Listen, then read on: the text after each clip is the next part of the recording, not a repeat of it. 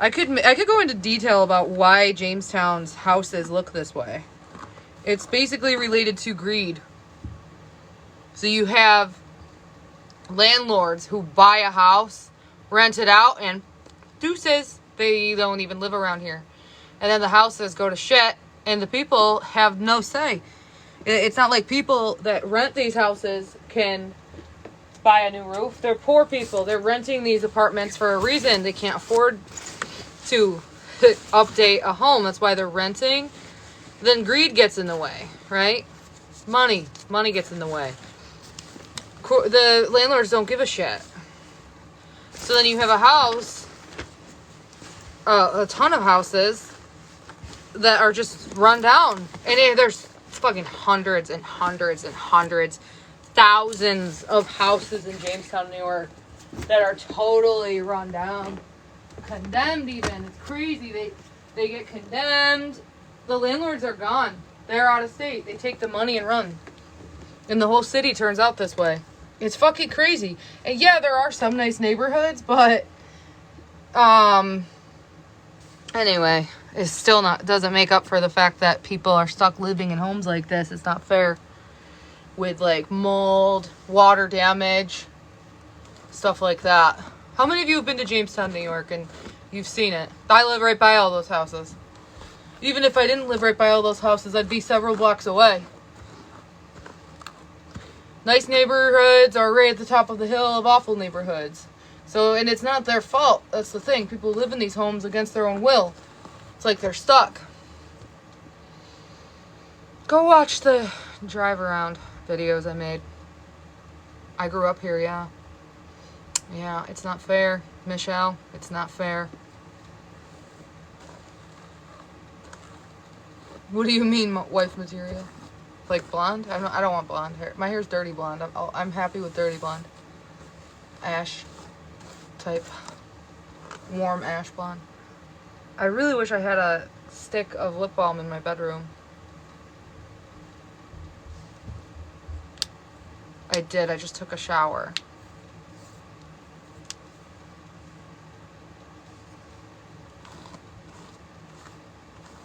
How many of you have been in Jamestown?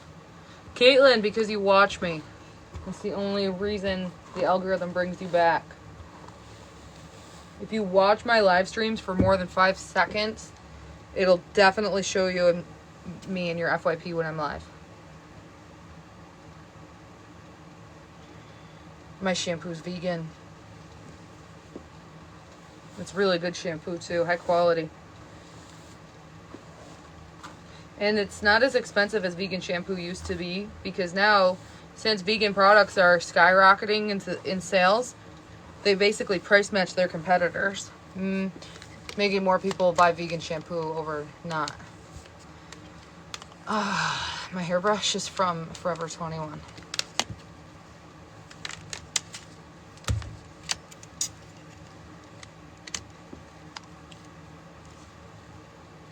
I'm so hot. I'm getting hot flashes. I have PMS. 12-hour a day. No, this will be like 30 minutes.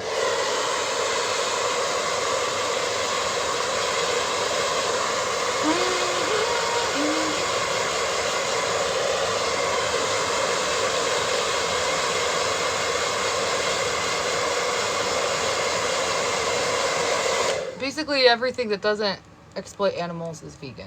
So if a hairbrush doesn't have animal products, and if it wasn't tested on animals, yeah, it's vegan. Don't go crazy. Michelle, how'd you like it? You can find good things to do if you live here, but it gets a little bit depressing over time watching the city crumble because of greed. I wash my hair every day.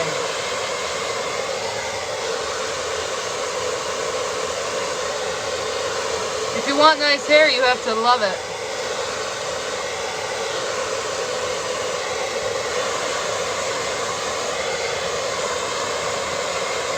AirPods are gone forever.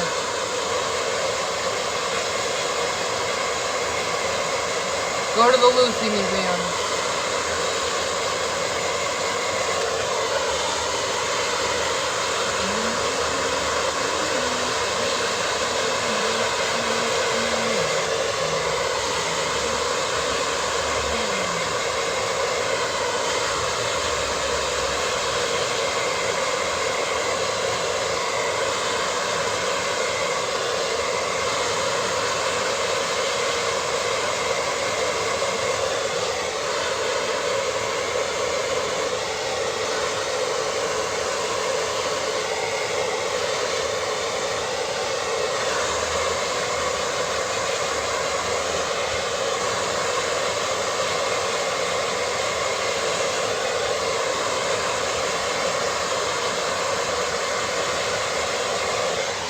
I have to wash my hair every day.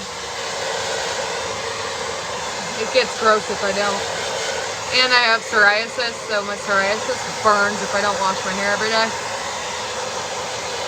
Obviously, it's not bad to wash my hair every day because my hair is longer and healthier than yours. Just saying.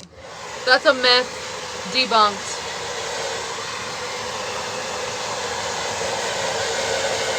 Unless you want to have a grease pit head that your boyfriend probably talks about behind your back, you don't want to wash your hair once a week. I actually had a friend who would only wash her hair once a week, and her boyfriend and friends would talk shit about her greasy head behind her back. And I fucking told her to her face, people are making fun of you. She's like, I don't care. You're not supposed to wash your hair every day. Okay, grease pit.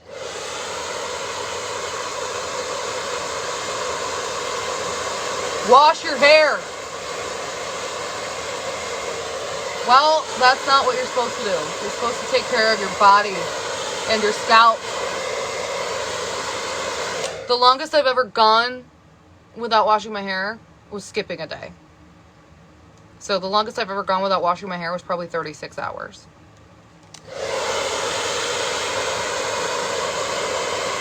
I wash my hair every day, April. I don't know where you've been, but I am here every day drying my hair that I've washed. Who can back me up?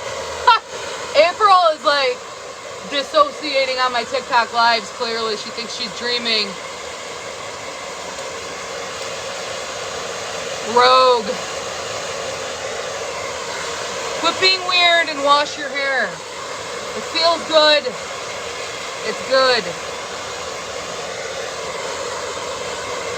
April, I'm blocking you.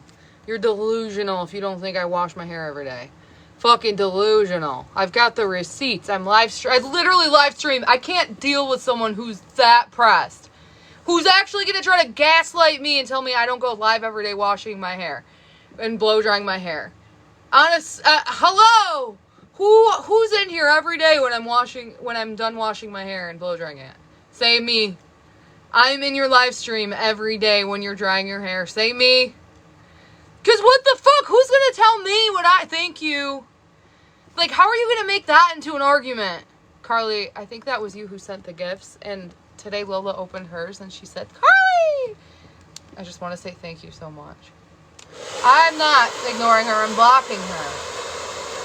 There we go. I wash and dry my hair every day. The rare occasion I am like lazy and sluggish is probably like once every 2 months. I shower every single day, and in the shower I wash my hair every single day. Oh, thank you. Name a car for an edit. Maserati.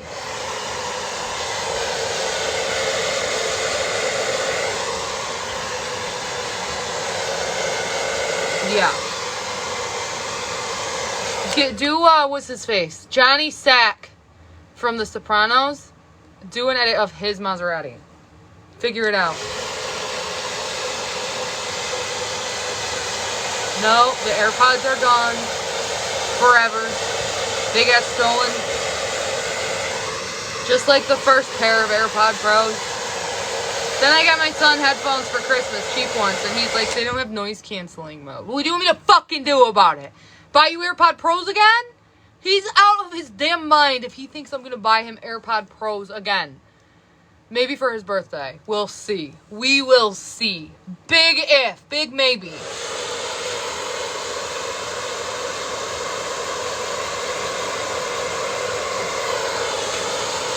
That's 2 times. 2 times. No, I'm not talking to her ever again. I am 100% done talking to her for the rest of my life. If my kids want to talk to her, they can talk to her when they're 18, if she's still alive.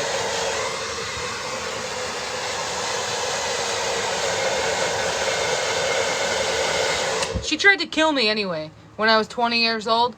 I don't even know how normal people wouldn't have been able to forgive her for that. My own mother almost killed me when I was 20 years old. So, no, I'm not talking to her ever again in my life. I don't even know what I was thinking having a relationship with someone who tried to kill me before. So I'm done with my mom.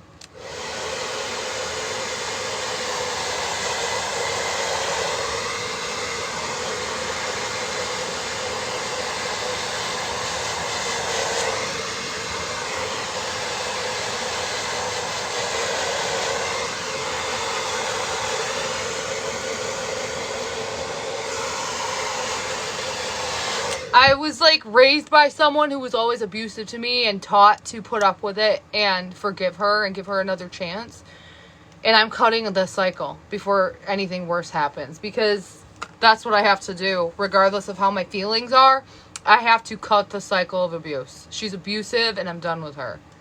Oh, I have other family who tell me it's my best interest and for my safety to never talk to her again in my life. Anyone that you know who knows me will back me up on this shit. Hi, Nicole.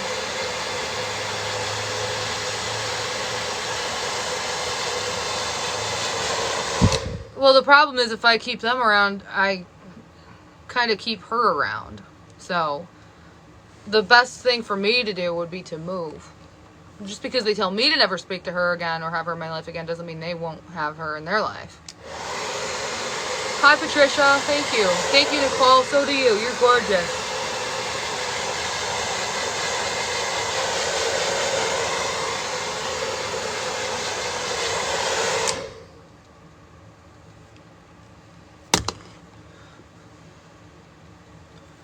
The final straw was that my son confided in her about a breakup and something going on with another boy his age. Drama. And she thought it would be a good idea to take him to a knife shop and purchase him a knife. And that's something that I left out of the story for obvious reasons.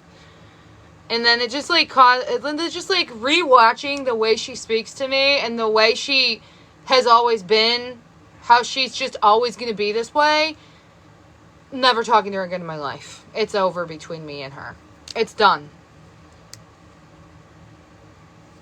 And you think it would have been done when I was 20 and I had to call 911 because she almost killed me. But anyway. Or was I 21? I think I was 21.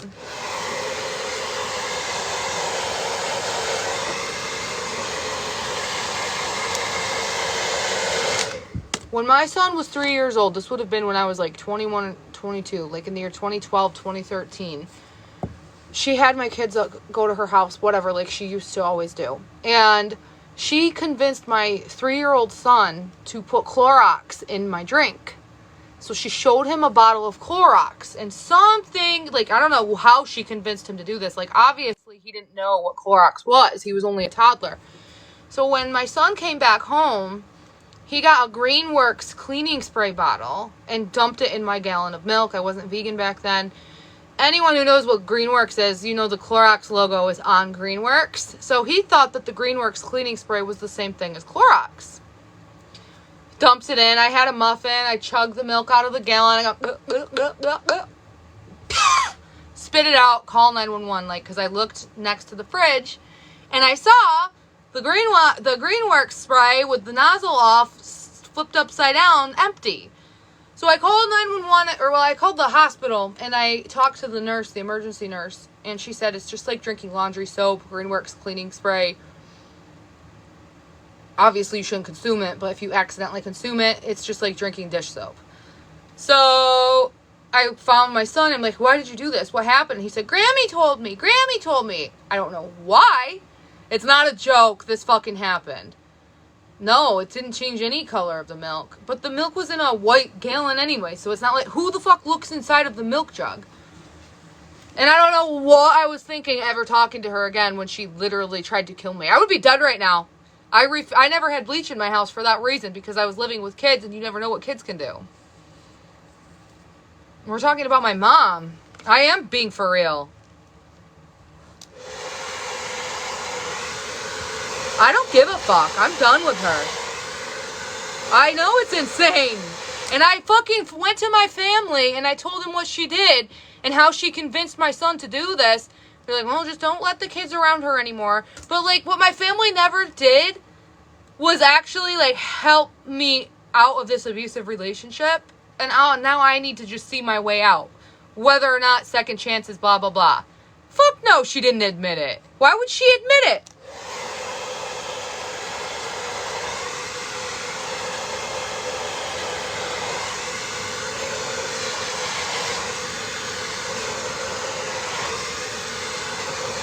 No, I don't have siblings.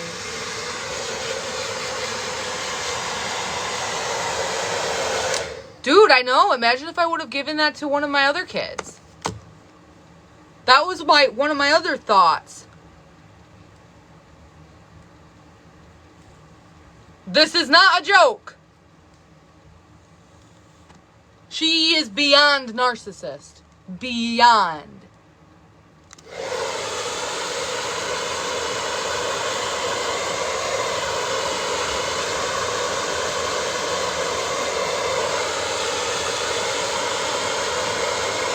Yeah, I gave her the knife, but I'm done with her, and I need to move out of this town as far away from her as humanly possible.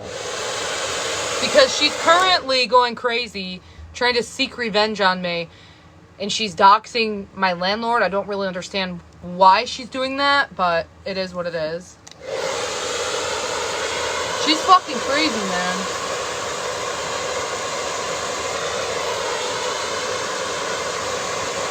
Yeah, she's angry that I posted the video about the knife and the conversation I had with her about how it was inappropriate for her to do that, which is like, I need to never speak to her again because her behavior will always escalate and something bad will happen. She's messed up. Dude, if I were to tell you stories about my childhood, I could write a book and become a millionaire. But I won't do that until the day she dies.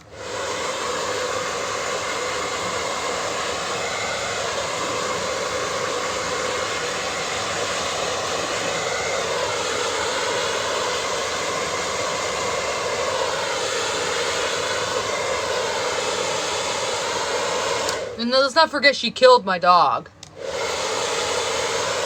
She starved him to death. Franz, my Rottweiler, starved him to death. But we won't talk about that. I had my friend Chelsea go to her house because I was trying to save my dog. And when my friend Chelsea went to her house to take in my dog, my mom refused to open the door, started threatening to call the cops on Chelsea. So she's just an abusive piece of shit. Period. Because I had to move out of my ex's house and my ex wouldn't keep my dog. And I wasn't allowed to have pets at the apartment I rent. I couldn't find anywhere for rent with pets. But that is, it's over. There's nothing I could do about it. I couldn't take him. That's why I couldn't see him. He was starved, skin and bones. And then she refused to have him put down because she wanted to watch him die because she's sick in the head. When I first gave her to him, he was 125 pounds. She said, he's too heavy for me to carry. What if there's something happens and I have to pick him up and lift him and he's too heavy? So she started starving him. She would give him this much food a day. And there was nothing I could do to stop it. Nothing. I tried to get my friend to take the dog in. I tried reporting it. They don't give a shit. No, actually, I rescued Franz. He was skin and bones, and I rescued him. And in the period of 3 months, he bumped up his weight to 110 pounds. And by the time a year had passed, he had become a healthy chunk of 125 pounds. I couldn't have been responsible for him. He was living with her. I would buy her beef. I would buy her dog food. And she would just stock it up in her cupboards and she wouldn't feed him. She wouldn't let me have the dog back, period. She wouldn't give the dog to anyone. I have a friend who rescues animals who would have taken him in and she called the cops. So, I don't really want to argue about this. He's dead, Queen 420. There's nothing I can do about it.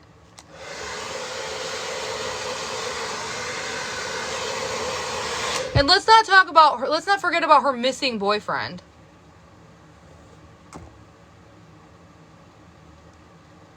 Yeah, exactly. She wouldn't give the dog up.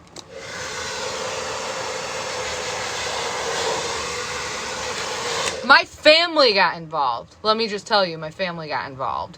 Oh yeah, he's still missing. The worst part is that his name is Matthew Wilson. And he goes by Mateo.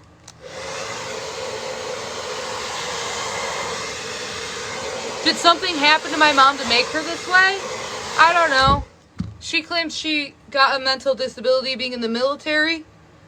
I don't know what's wrong with her. I don't fucking know. I didn't ask to be involved with her. I didn't ask to be born. So she says that I got switched at birth and I'm not her actual baby. So I don't fucking care. Period. All I know is that I'm never talking to her again and I'm done with her bullshit. She is a psychopath. She is dangerous. And there are hundreds of people who have seen the same things I have seen.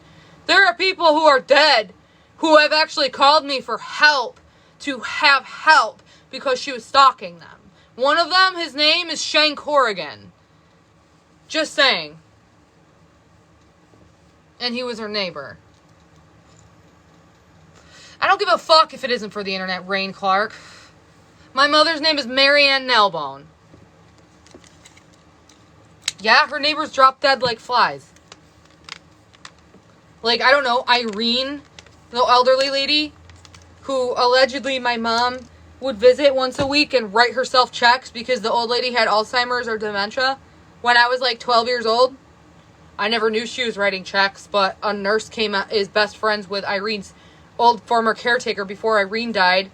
They caught onto this, and Irene had no memory of my mom writing herself checks. I don't fucking care.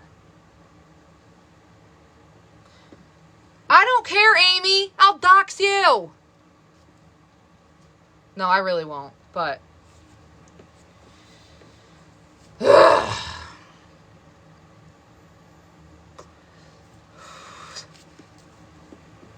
Doxing, you have to give a name and address. Just saying. It's not doxing if you use a full name. As if my mom didn't just dox my landlord. Amy, Arthur. What? Do this, Amy. Go be friends with my mom. The house next door to her house is up for sale. Live next to my mom for a year. Or become friends with my mom's neighbors. And then come back to me. You want me to give you their names privately in a DM? Fuck no, there's no proof. Why do you think she's free? Free to menace society. That's possibly true, Morgan. That's crazy, Riri. Where? Like, were they outside of Jamestown? He's gone. She buried him in her yard. No, so there's this kid named Shane Corrigan. When I was living in Pennsylvania, I was no contact with my mom. Because my mom was indicated by CPS over some stupid bullshit, I'll be honest. But it happened. I don't know the details. All I know is that one day, Dawn picked Sven and Nadia up from her house, and they were running around the backyard naked, and then they said they took a shower with my mom. He reported her to CPS. She got indicated for child abuse. She had it expunged, but I quit talking to her after that. For 2 years, I didn't talk to my mom over it, because I was just, done with her. And to be honest, I was never, given details, because I didn't go to the court appearances, because I was living in Pennsylvania. I moved. I fucking moved. I didn't talk to her. I didn't look back. 2 years, from 2015 to 2017. In that period of time, husband and wife moved next door to her. And their son lived in the basement, named Shane Corrigan. I don't remember what year it was. At one point in time, before I started talking to my mom again, this guy messages me on Facebook. Okay? Amy, open your ears. Now, I'm not saying my mom is the reason he passed away. I'm just throwing that out there. But I'm going to tell you what happened. This kid, Shane, same age as me, so I'll say I was probably 26. He was probably 27, around my age. He's 28, 27, 26. We were both in our mid-20s. Contacts me on Facebook. Are you Marianne's daughter? I said, I am. He says, I need some help. I don't know who to contact. I don't know anyone connected to her besides you. I said, we're no contact right now, so whatever you need, I can't help you because I don't have contact with her. And I just coincidentally happened to be driving to Jamestown that day to go shopping. And he said, I need to talk to you, but I can't do it over messages. Can we talk in person? I said, hang on.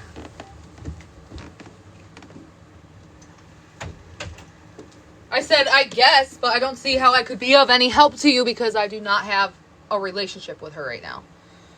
He said, I'm actually hiding out at my grandmother's house because I'm living with my parents in their basement, but that's next door to your mother, and I'm hiding from her at my grandma's house.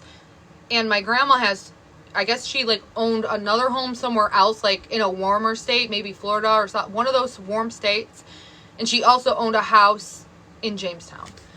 I'm like, okay. So I pull up at his grandma's house in the driveway. And he comes out. He says, hey, I just got out of the shower. I have a few things to get. And if you want to wait in the driveway, you can, or you can come in. And so I go into the house. And I'm just sitting there waiting. He said, yeah, I am discharged from the military, something. He was talking about his military job and how he has all of his firearms from the military still. And he's literally hiding from my mom. Then we get in my car, we drive to Wegmans. And while he's sitting in my car, he said, so either she was giving him a ride or he gave her a ride. And while they were going for a ride, she kept showing him inappropriate pictures of herself and hitting on him and all that stuff. And he thought she was funny and all that, but they were really just like supposed to be giving each other a ride somewhere. I can't remember if he was driving or if she was driving. And all they did was like sit in a car one time. And apparently my mom like started stalking him, even though like she lives next door. I don't really know how it's stalking, but I guess like she started contacting him on the internet. He blocked her. Then she like kept like sending him nudes. He blocked her. She would make fake accounts and keep contacting him. Finally, he told her, stop contacting me, and she wouldn't stop contacting him. And I said, man, I can't help you. She'll do this. The only thing you can do is prove that it's her and call the police, but I can't help you. I can't contact her. I have experienced similar things, so I can't contact her on your behalf, but there's not much I can do to help you. I'm sorry, man. He said, I'll just keep living at my grandparents' house and hiding out until it dies down. So, like, I don't know. Months later, he goes back to his mom and dad's house, and within time, he was found deceased in an apartment. I don't know what his cause of death was. My mom said it was an overdose. I'll never know how he passed away. Just saying. I'm just saying. Okay. He was also someone who said that my mom was stalking him. So, and he was her next door neighbor. Just saying.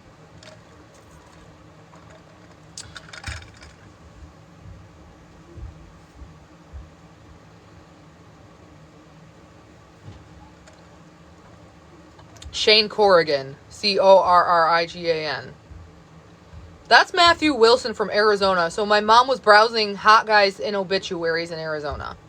She was looking for hot guys in obituaries. And there was this 15-year-old boy who died in a car crash from our Phoenix area. I don't know the boy's name.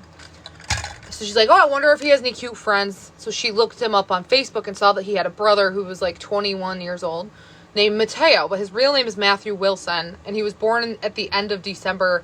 I can't remember. So she goes online and gives him her condolences. Says she saw on Facebook what happened to his brother. In a time of need, she wanted to be a friend. And next thing you know, they start this online relationship, and she drives to Phoenix, Arizona. She drives back to New York. Or wait, no. She flew. I'm sorry. She flew to Phoenix, flew back to New York, drove to Phoenix, packed her car, he packed his car, and they drive back. She moves him into her house. And this was at the end of 2019. So this was, well, obviously they met in the beginning of 2019, but then he went missing at the end of 2019. So they basically had a 6-month relationship. So he moves into her house. She gets all of her furniture from the living room and puts it in the basement.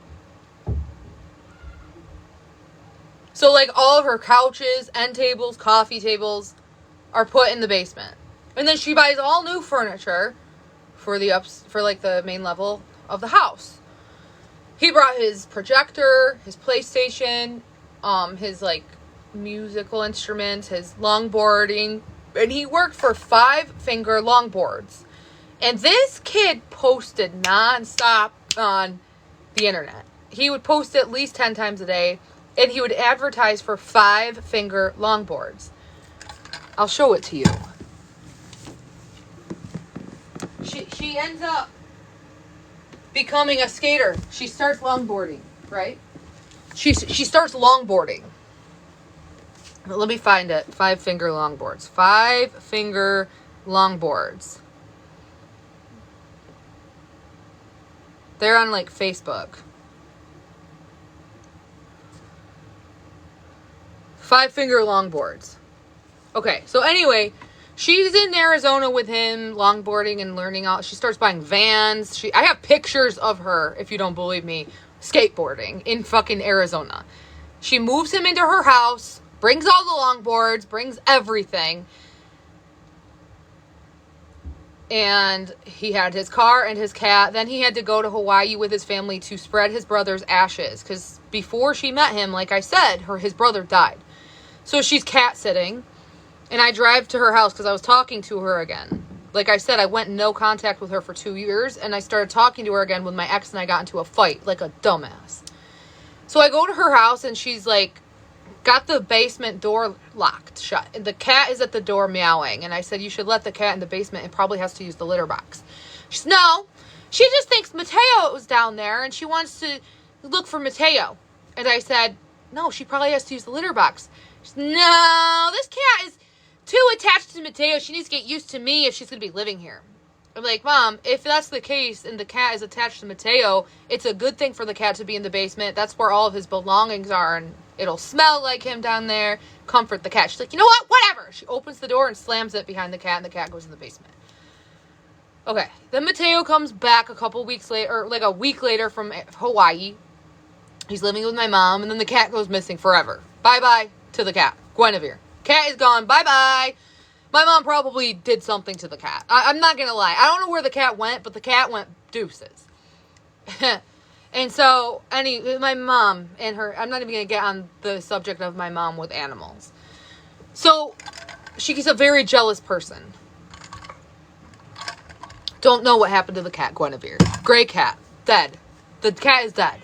It's gone. 100% dead. So then, it's almost Christmas, right? It's like almost Thanksgiving, and it's like after Halloween, my mom sells her car. Brand new Subaru, the Legacy that she paid cash for. Brand new. Sells it. She says she sold it to the dealership she bought it from, and that's not true. That's a lie. Dealerships don't take cars unless it's a trade-in. You can't sell a car back to the dealership that you bought it from unless you're buying another car. She just sold her car. So, anyway, she goes without a car for a month, and Mateo is living with her, and it's almost Christmas at this point. She still doesn't have a car. If that's not true, you can? Okay, well, call Ed Schultz. Ed Schultz. Call Ed Schultz of Jamestown and see if you can sell a car to them. The Subaru one. Because she bought it brand new. She didn't buy it used. So you can't call the used car dealership. You have to call Ed Schultz Subaru of Jamestown, New York. Figure it out. Do your investigation. Because you guys are better than the FBI, okay? Go ahead and call. So anyway, back to the plot. Mateo's with her. It's almost Christmas. And I started my vacation. I was teaching middle school at the time. I go to her house. And she had a wiener dog named Charlie. And I knock on her door to surprise her to go Christmas shopping. I'm like, surprise, you want to go Christmas shopping? She looks at me, she's like, and then I look behind her and I see Mateo packing a suitcase. I looked at him and I'm like, oh, are you going away? Are you moving? He said, oh, I'm just organizing my things. And my mom said, Adriel, I have some purses that I want to give you. Come to the guest room. I go into the guest room with my mom. She shuts the door and locks it. She said, Adriel, I think he's going to kill me. I look at her, I'm like, what are you talking about? She said, he just keeps going back and forth, unpacking, repacking, unpacking his suitcase, saying he wants to leave. I don't want him to leave. I love him. I want to work this out. But he keeps saying he's going to leave. And I'm like, well, what makes you think he's going to kill you? She's like, because he keeps getting aggressive and yelling at me. Mind you, this guy is like 22 years old. And it's almost Christmas. And he wants to leave. I said, so maybe it's a good thing if you get out of the house and go shopping and we can just like you can get some space from him. Because my mom, if she's in a relationship, she will not give the guy space. She will be like this 24/7. Because she has borderline personality disorder. So she has abandonment issues. So if you date her, expect her to be like this with you 24/7. She will not let you do anything without her being right there next to you. Okay, nonetheless, so she said, I can't go shopping with you. He'll kill Charlie. I'm like, why would he kill Charlie? At that point, I knew something was up. Because she was just like, Mom, what are you doing? Like, what are you doing? I'm like, okay, I'll go shopping by myself. And I left. So we go to the Christmas Eve party. This was in 2019. She was there with her boyfriend. I was there with my ex and my 3 kids. And Christmas Day happens. The day after Christmas, I get a call from my aunt in Florida. My aunt says, Adrielle, did you hear the news? I said, what? She said, your mother's at the Veterans Association office having a checkup from the doctor. She's been brutally assaulted. I said, what? She said, Mateo assaulted her and fled the state. I'm like, really? And your mother filed a police report, and now there's a warrant for his arrest. So, fast forward. He's gone. I show up to Jamestown on New Year's Day. January 1st. My mom answers the door, and she's like panicking. Oh my God, I thought you were going to be Mateo. My mom, when people die, she always thinks they're going to come back to life. Like dogs, she'll bury a dog in her yard and then dig it back up to make sure it's not still alive. She would take me to funerals and tell me to make sure that the body wasn't still alive. My mom is like one of those indoctrinated Christians who always thinks that someone is going to be like the next Jesus and that they're going to come back to life in 3 days. Something, it's like, I think it's like she's connected to that. So she thought I was Mateo at the door and she freaks out. And I look at her, I'm like, why would I be Mateo if he's allegedly fled back to Arizona? And then she said, oh, never mind, just get in the house. What do you need? And I said, I'm here to check on you. You almost lost your life. And my aunt said that you were brutally assaulted. You don't have any marks on you. And she's like, they were on the back of my head. I was like, I thought he choked you. She's like, no, she had no marks on her whatsoever. I'm just saying, I know that you could have contusions on the back of your head. That's true. Okay. I said, Mom, what happened? She's like, he left. I'm like, did he take anything with him? She's like, he took his Xbox, his PlayStation, and his projector. Or no, not his PlayStation. His Xbox, his projector, and his, like, suitcase. One of his suitcases. I'm like, oh. And then she's like, why are you looking at me like that? And I'm like, Mom, is there anything you want to tell me? And she's like, no. I'm like, Mom, what did you do? She starts laughing like a menace. Like, she erupted in the most insane laughter I've ever seen in my life. She's like, what do you mean? What did I do? I'm like, what did you do? And she just starts laughing. Like, you don't think I actually... And she literally had to hold herself up. She was laughing so hard. Okay. Fast forward. I don't know where Mateo went. And it's the pandemic, right? I had forgotten about Mateo. It's March. The end of March. After, like, right when we had to start homeschooling our children. And there were, like, you know, classes set up for my kids to take at school, but you want to teach them. So I wanted to set up a music class, and I had a tambourine at my mom's house from when I was a kid. So I called my mom, can I go to your house? And I said, Mom, do you still have that tambourine that I played with when I was a kid? And she said, it might be in the basement with all of your, like, toys. I was an only child growing up. I don't know why my family still has childhood toys of mine in their basements and attics, but my mom does and my grandparents do. So I go to her house. And she's like, they're in the basement. So I'm like, okay. And I go in the basement, and she shuts the door behind me. And I'm going to tell you right now, the basement only locks from the outside. It doesn't, like, if I got a little... Okay. So I go down the stairs. I look to my left. Everything of Mateo's was in the basement. The projector, the Xbox, all of his suitcases, all of his shoes, his wallet, his driver's license, his prescription medication. There was even, like, a card that he clearly diced up something with on top of the coffee table.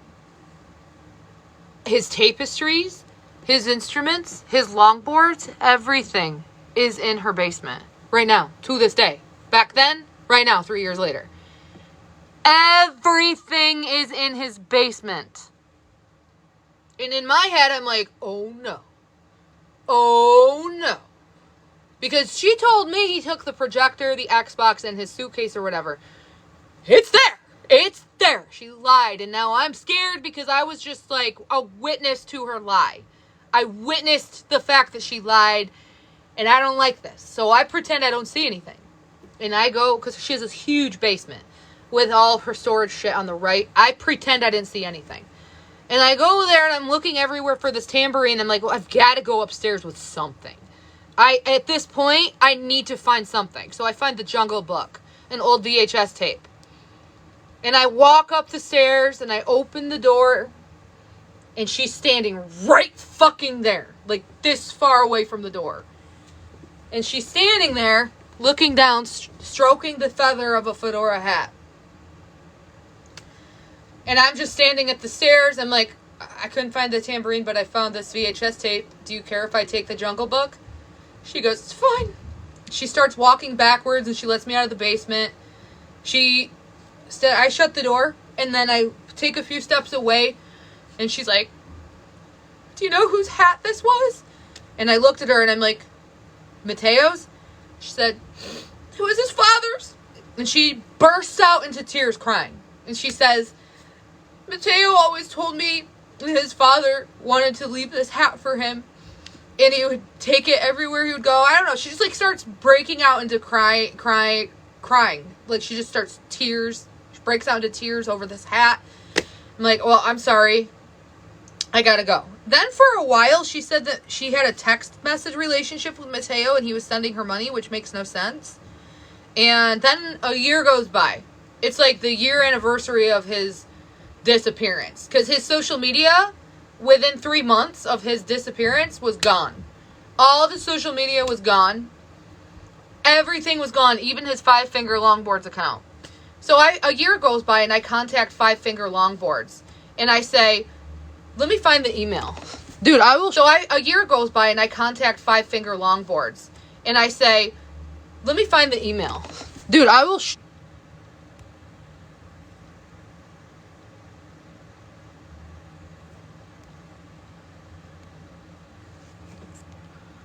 Can I move it? I said, hi, are you familiar with one of your sponsors who do advertising for you, Phoenix, Arizona, named Matthew Wilson? He went by Mateo. They said, my business partner knows him better than I do. Oh, he said, yes, I haven't heard from him in a while. Now, I ended up talking to these guys on the phone. Can you guys see me? Is this working?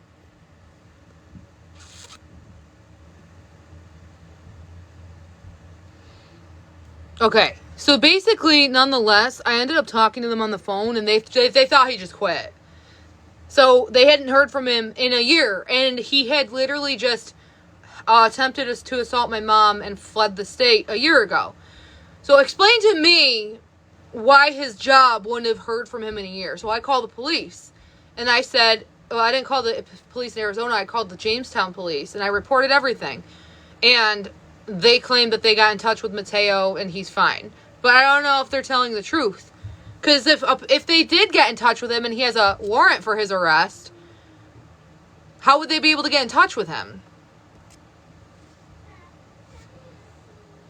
Is he 28? I don't know how old he is now.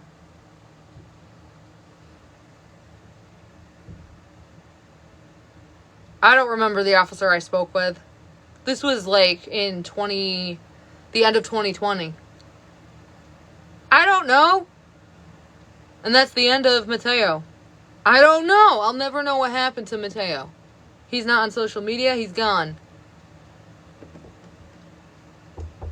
Yeah? Oh, I gotta go, guys.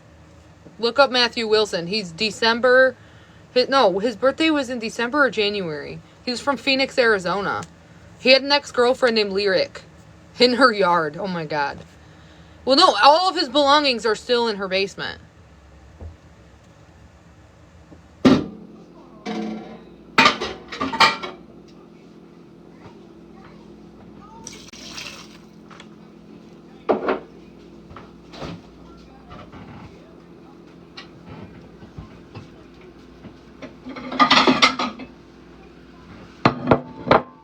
Nadia, big or medium?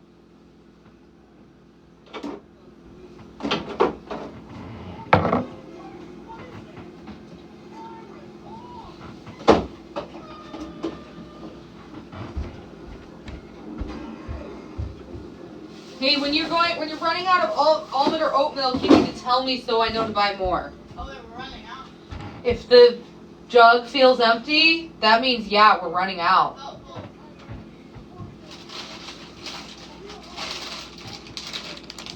Do you want olives on your salad? Wait, black olives? Black olives? Sure, yeah.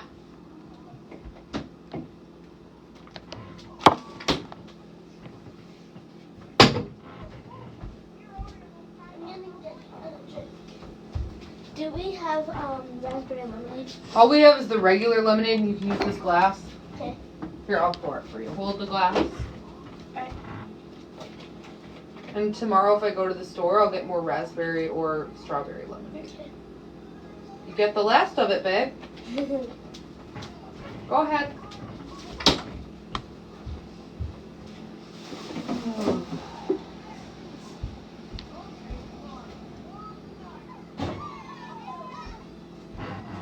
Dude, I need a hair dye.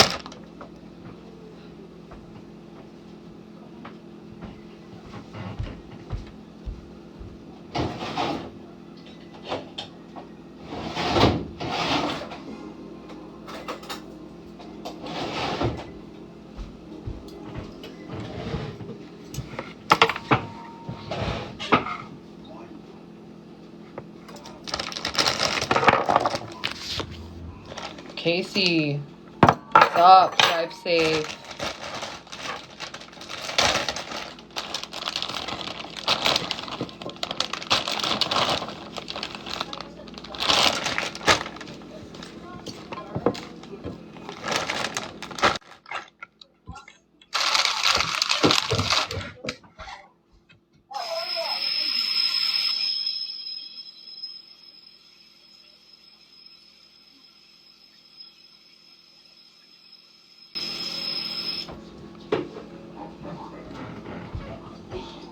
Hey girls, gotta put it on the coaster.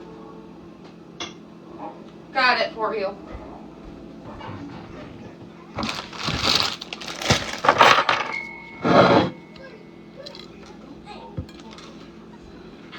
Great, try to have quiet time.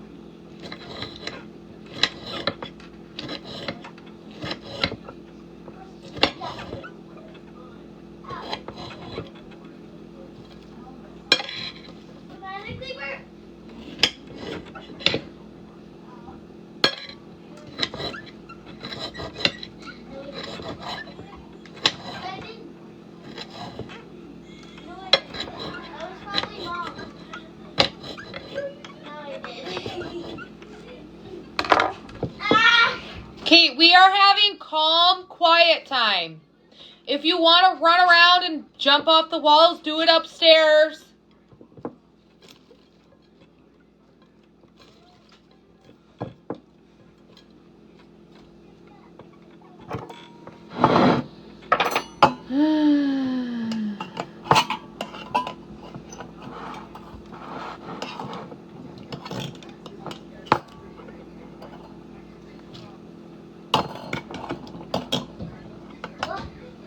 Calm, quiet time. Walk calmly, sit calmly, no smacking, no kicking, no punching. Just sit calm. Dude, they're so hyper. No, it's not funny. You need to just have a breather and chill. Just chill. Just sit still. Dude, they're driving me nuts. They're like bouncing off the walls. Is it a full moon? Someone Google the moon phase. What's the moon? Dude, they're going crazy. What is the moon? Are we in a full moon? I'm letting her eat in the living room with her salad. Hey. No, stop. It's not funny. You can sit there, that's fine, but you have to stop kicking and slamming and goofing off. It's not okay. Wrappers go in the garbage can. The ground, the counters are not a garbage can. You have self-governing to practice. You get up and you put it in the garbage can where it belongs. Dude, my kids need to know how to throw things away. I need to put my hair up. Oh. Dude, they're so energetic. Like 24-7. I get it, we're on vacation, but I wish we had like a bounce house or something to go to. I wish we did too. Yeah. They could just let it all out at the bounce house. Tonight is a full moon. I knew it. I fucking knew it. My kids go insane. Like, they almost got hurt. Like, they were running so fast, they almost knocked over a bookshelf. We are on vacation, but it's a full moon. So this is all what's making sense. But I need my period. Like, I can't handle it anymore. I just want it to be over with. I hate PMS.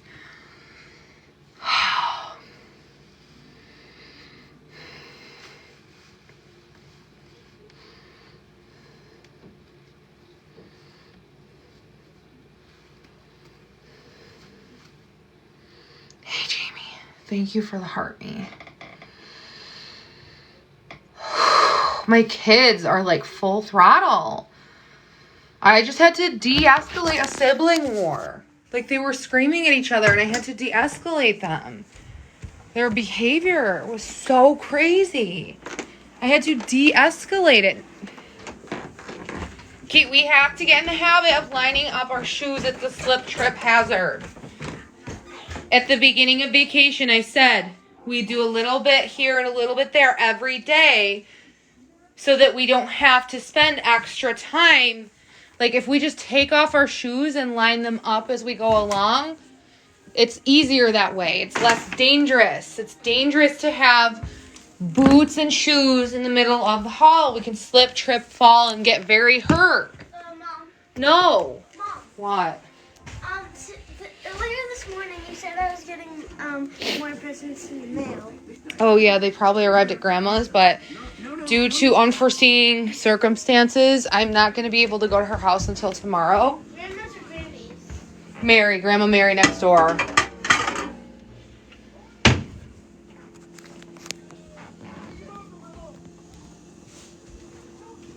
What, Krista? Okay, Sven! Esteban, your food's ready! They are constantly eating and they're not washing. Okay, all of you need to wash your dishes that you used today. The sinks are full. I haven't used a single dish today. So take a pause from that. You wash half of the dishes right now while that cools off. Or whatever. No, just let it sit in the oven and shut off the oven. Dishes. Half of them. Okay, we'll put those away. Put the dishes away. Put away the dishes first. You can't wash dishes if we don't have a dish rack for them to dry in.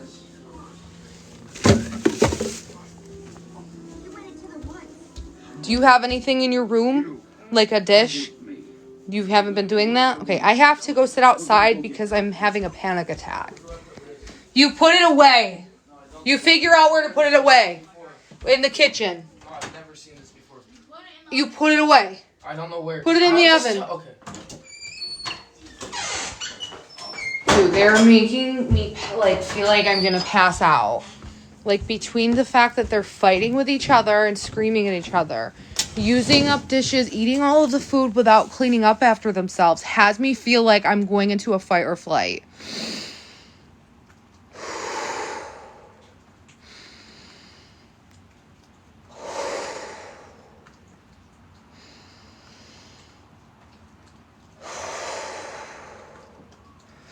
They drive me fucking insane sometimes. Oh my God. They're horrible sometimes. It's just so wrong. Like, for example, my son was in the kitchen getting his food. And my youngest daughter started, like, teasing him. And all hell broke out. Like, a war broke out. And I had to separate them and talk to them. And they wouldn't let me talk. They just, like, kept shouting at each other. Like, I couldn't make them stop. They wouldn't listen to me.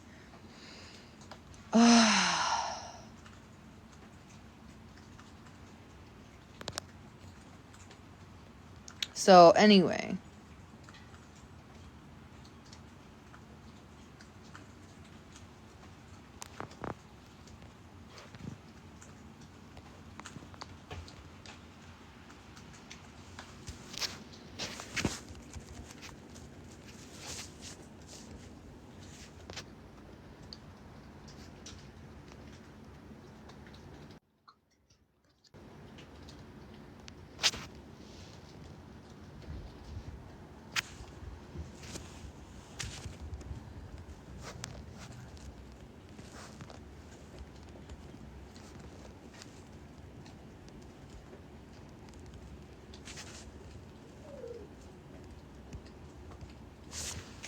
I know it sounds crazy because I live in a 4-bedroom, 2-bathroom house, but sometimes I think I need a bigger space.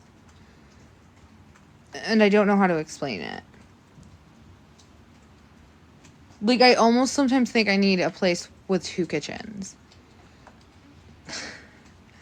Like, I kind of think I need, like, a house with a guest house, and my son can live in the guest house. Like, he needs his space from his sisters. Like, listen, they're fighting again.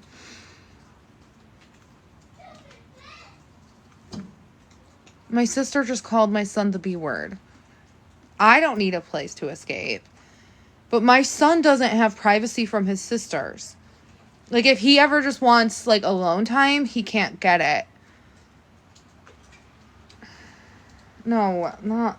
I don't know if you guys have children who are always, cramping in on each other. How many of you have, 3 kids and they are always up each other's ass?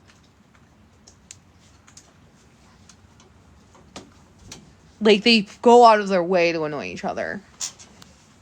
Thank you. How many of you think that the oldest gets it the worst? I grew up with 0 siblings.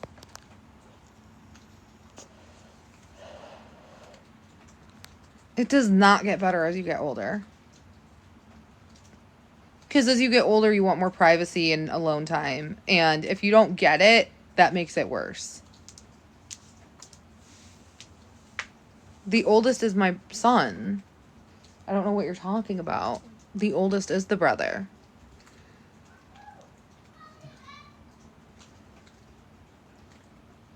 Yeah, siblings fight. And I can't handle it right now. Like, it's really stressful having to mediate their fights.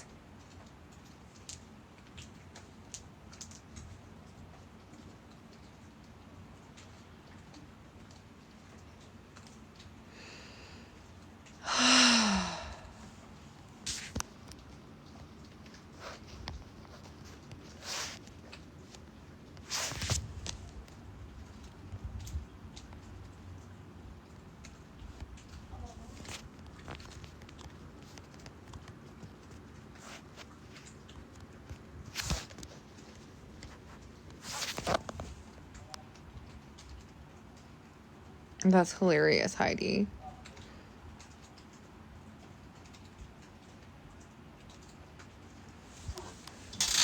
I will take the videos down of Mateo when you can show me where he is and prove that he's not missing. And that's all I have to say, and I'm not going to be making any more videos about the subject. Prove he's not missing, and then I'll remove the videos, okay? Shouldn't be too difficult if he's not missing. Okay, can you, Lola, please fold that blanket? Thank you, Sven, for washing the dishes. Nadia, I will wash the rest, okay? Thank you. My kids are something else right now. They are on one. It's the full moon. I knew it was a full moon. For my own sanity, I can no longer talk about the missing person. I put it out there, and that's all I have to say, and I will not be talking about it anymore unless it's proven that he's out there somewhere and you have evidence of it, like a video of him saying the time and date. End of story.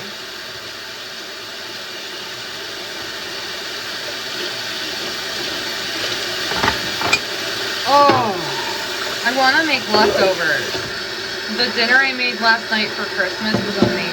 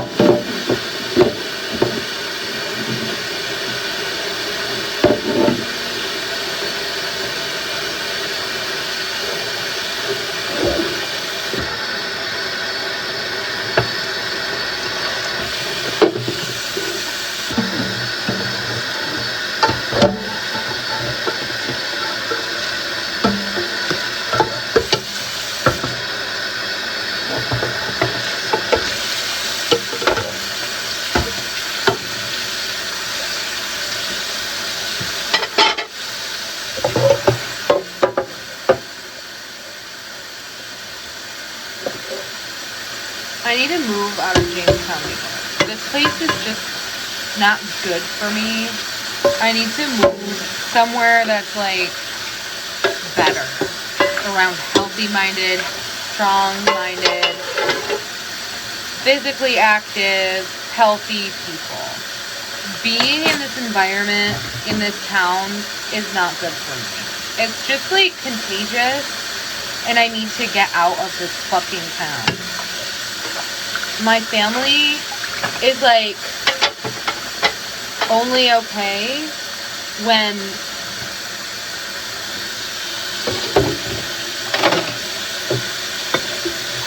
they think they look perfect. They don't want to address the issues in their family, and that's their problem to solve. I need to just get as far away from them as possible, because what I'm learning is that they're only family to me when I make them look perfect. And life isn't perfect. Like, what kind of people are you if you have to try so hard to make yourself look perfect? Seriously. Not everyone is perfect. I see people like Two-Tone-Turney and his family. I see so many people, like families on TikTok, messing around, living life out there in the open, free. My family could never do that because they're like always hiding. It's like they never want people to see them. Like they're just like so weird. I don't know how to explain it. And it's just not healthy to be around people who are just such shut-in recluses. No thanks. I need to get away from this toxic, mentally draining environment. Change my phone number. Turn around and never look back. Stop! No more of the horse noises. You can play with the horses, but you no more of the crazy noises. If you want to do the crazy noises, you can do it upstairs, but I physically cannot handle hearing it anymore. Why are you making me be your servant? Okay, but why do you have to ask me if you can get water? What? Like, I'll get you water, it's no big deal, but I just don't understand. When have I ever said, no, you can't have water? Like, okay, I'm just washing dishes, that's all. You're welcome. But you have to get in the habit of washing dishes as you go along.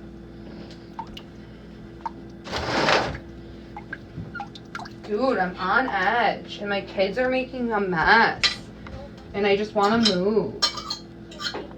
And they keep clogging the sink when they wash dishes because they don't scrape their plates. And they just like throw food in the sink and it's clogging the fucking sink and it's making me want to rage. Like, I don't know how to get them to understand you don't put food in the sink. Like, how do you convince your kids to stop putting food in the sink? Like, it's making me sick. Like, quit putting fucking food in the fucking sink. Stop. You don't do that. Like, how many of you have kids who put food in the sink? Like, I want to cry. It's so frustrating. It's the worst thing because we used to have a garbage disposal at our old house. So for like years, my kids thought it was okay to throw food in the sink. But now it's like, no, you can't do that. We don't have a fucking garbage disposal. Oh, I want to cry. I feel so alone. Dude, I have so much anxiety. My family sucks.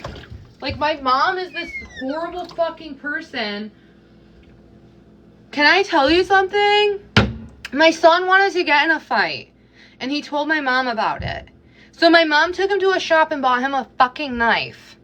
So I obviously had an argument with her about this, which made the news in Great Britain, the UK, which made my mom go even crazier, which made my mom want to seek revenge on me.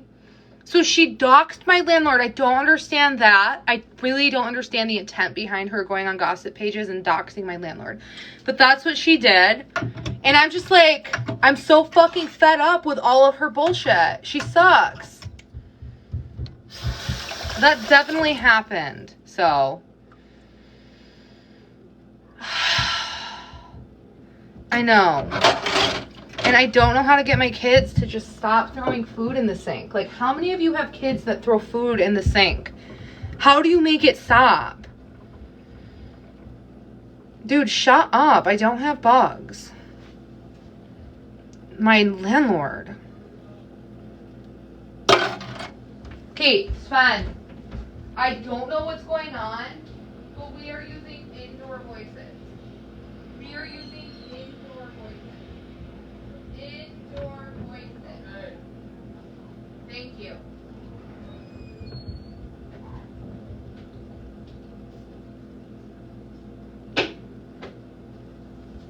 Oh.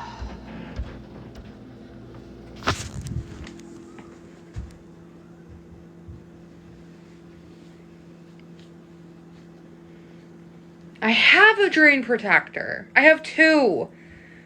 But the worst thing is that it floats up and it like causes food to get stuck underneath it. Did you not see me smacking my drain protector out the window? Hi, JC. My kids are so rambunctious. They won't stop. I don't know how to get them to just stop. Like, they can't just be calm. They're so loud and obnoxious. They won't just be quiet. They're so fucking loud. I just want them to stop. They've been like this all night. It's driving me crazy. Like, just go relax. Calm the fuck down for the rest of the night. I understand playtime in the evening, or I'm sorry, the afternoon. But why do you have to be bouncing off the walls all day? It's making me sick. I can't handle it.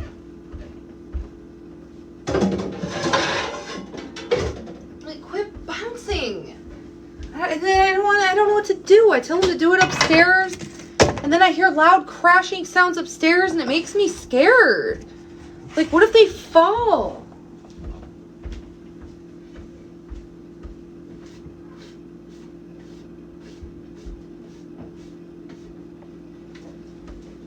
Breadcrumbs. Dude, I don't care what you say. It is scary when kids start bouncing off the walls. Because it's just scary. I don't know how to explain. Yeah, I have really bad PMS tonight. That's another thing. But my kids jumping up and down and bouncing off the walls is putting me over the edge.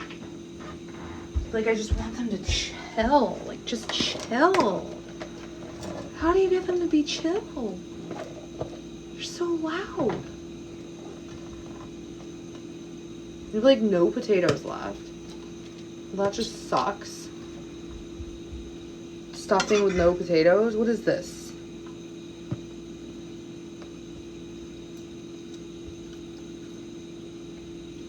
Thank you, JC. I am very overstimulated.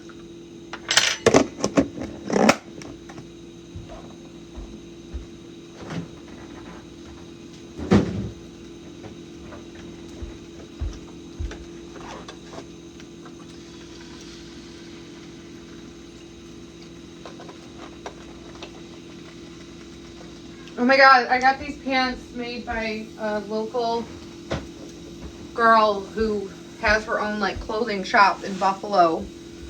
She sells all Buffalo clothing. I ordered it through Instagram.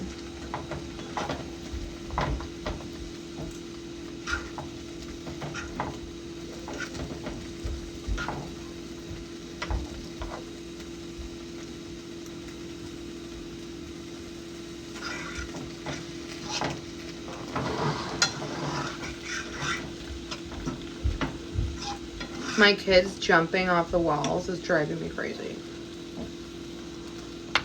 What is it, Tuesday?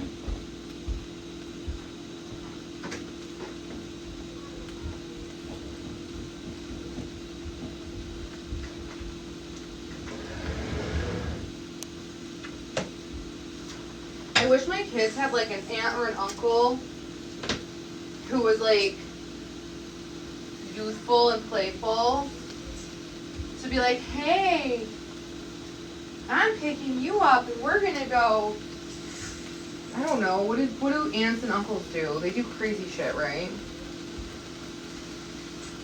We're gonna go sled riding or just, I don't know, just like what aunts and uncles do. But I don't have any brothers or sisters, so my kids don't have aunts and uncles. And like I had a godmother growing up who would always take me out with my cousin, and we'd like go ice skating, we'd bake cookies, we'd just do all that fun stuff. I just like wish there was another adult in my kids' lives to do that. Like my ex took them out for like an hour today, and he brought them shopping and all that fun stuff. They got Starbucks, but I just don't know, like I wish there was another adult in my house sometimes, like while I'm doing all this cleaning and shit. For there to be another adult who's like, we're gonna play Monopoly or something. Or we're gonna play video games. Like I wish my son would let my daughter play video games in his room. But he never wants to be a cool big brother. Like he just wants to isolate. Because my son is at that age where he just wants to be alone and have privacy and be left alone from his sisters. And it's kind of fucking annoying. Like, you're a big brother, dude. Enjoy it. If I had siblings, I would want to hang out with them. I never had siblings. So annoying. I just need to get my period and call it a day. My profile picture is there. So maybe you should refresh your phone or delete the app and re-download it.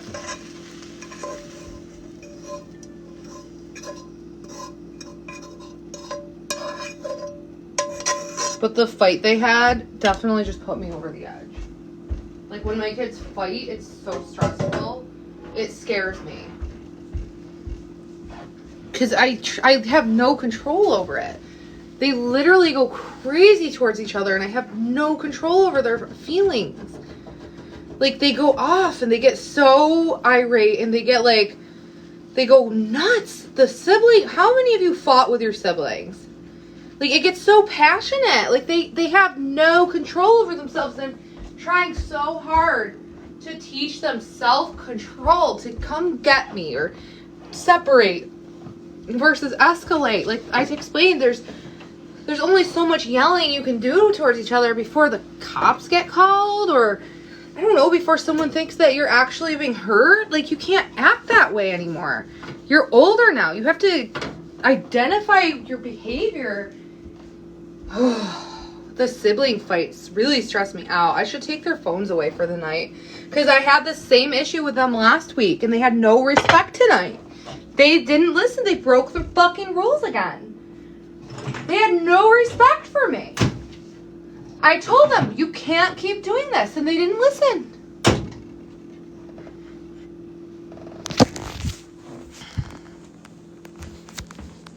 I don't know.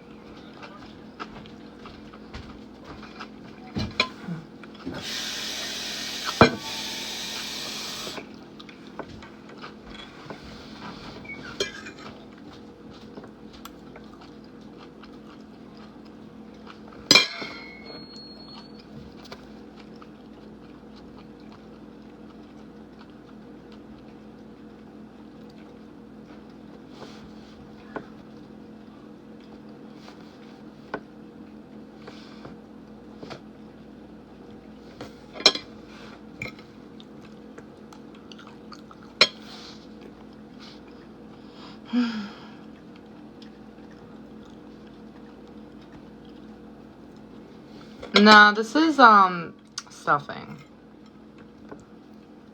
But I don't have potatoes.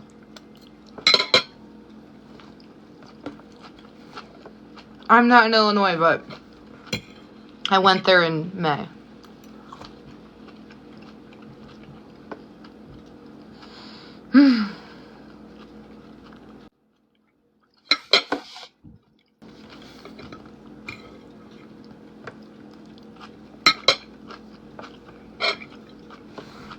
How funny is it that I said it was a full moon and it was a full moon?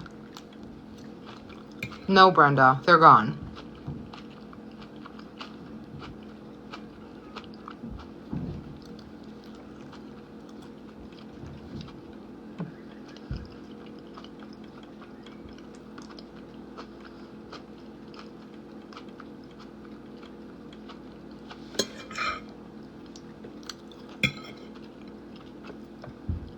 They're scaring me.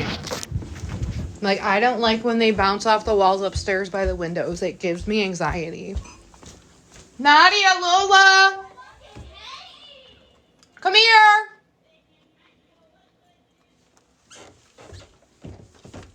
Like, when I hear loud banging sounds from upstairs, it puts me to a fight or flight because the windows are so up high. Hey.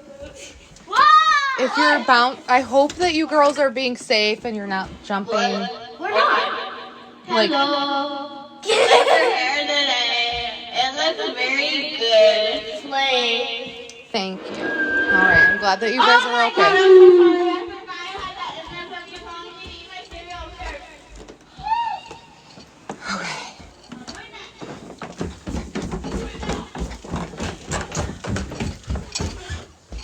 Okay. It's so hot in my house. I want to move. Oh, they got these new microphones for Christmas, basically.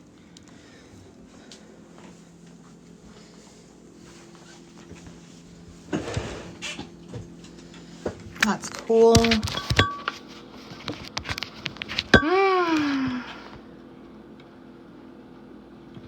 No, that loud knocking sound was actually my neighbor's kids. I thought it was my kids.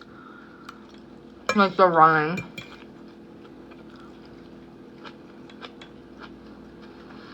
It's stuffing. Gluten-free. Vegan.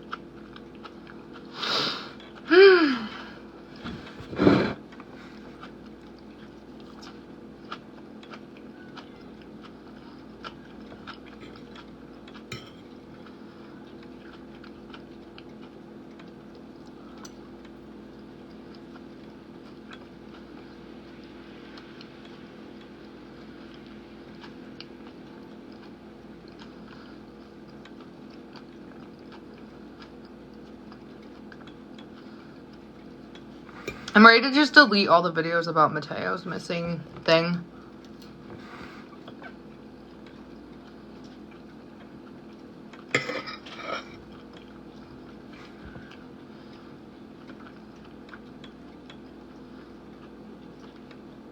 I don't know. Because obviously it's just causing problems.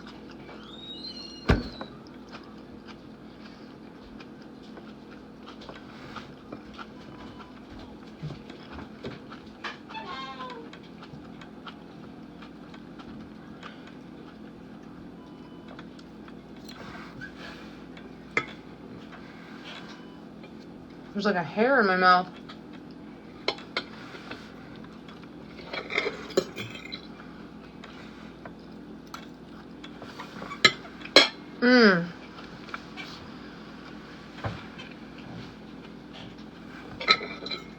I just thought maybe someone would be able to say, hey, I know where he is.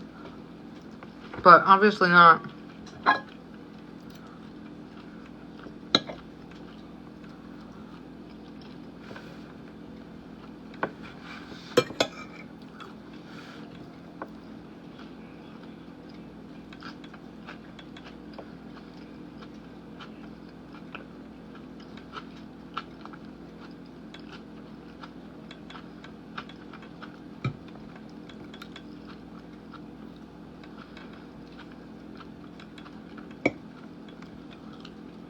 But, like, what's the point of keeping the videos up if it's just causing problems?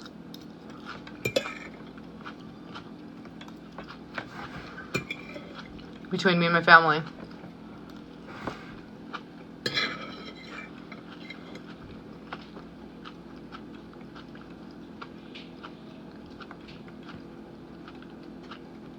I'm better off just deleting the videos and never talking to my family again.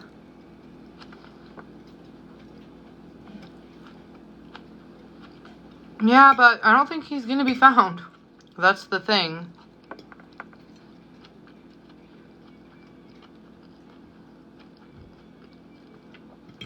What's the point of showing them I'm not taking it anymore, though?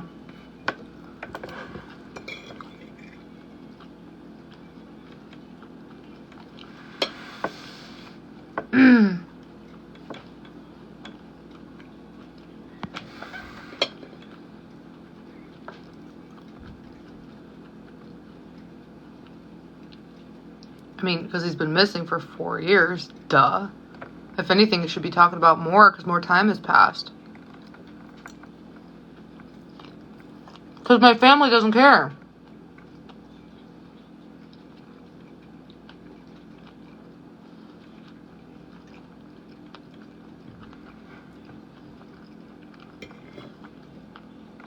I have talked about it with them.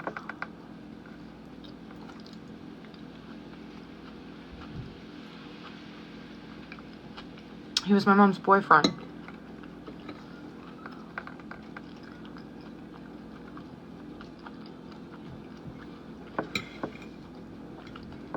I mean, posting the story doesn't affect me one way or the other. It just bothers my family. Because it's not about them, Nicole.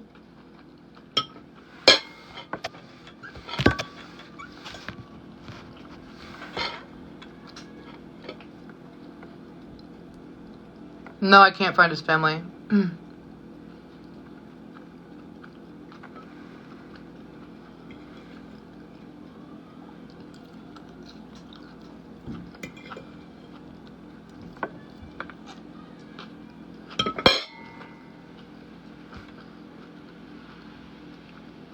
I'm too hot. I have PMS and I'm having hot flashes.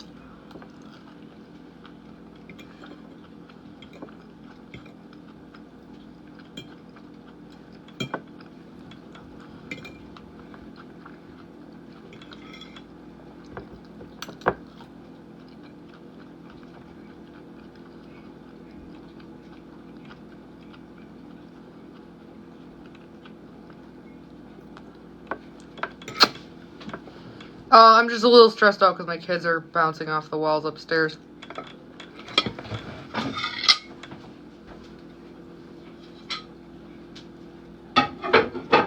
And, like, they are bouncing off the walls. Like, damn.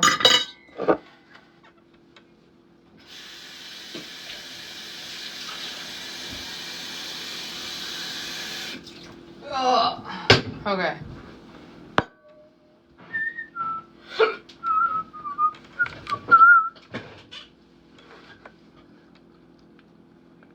I don't know. That's why I just want to take them down.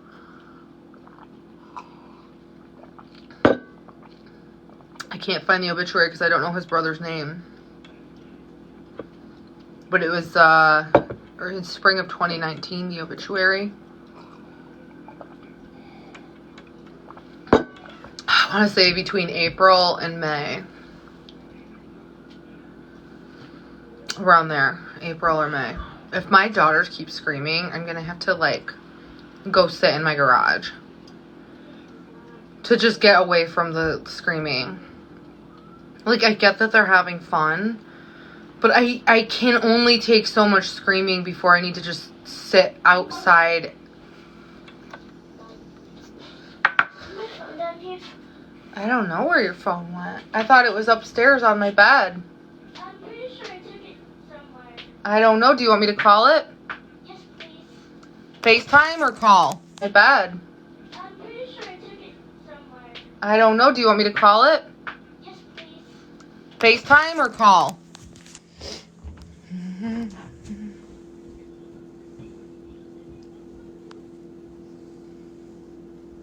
Thank you, Tina. Whew. We found her phone.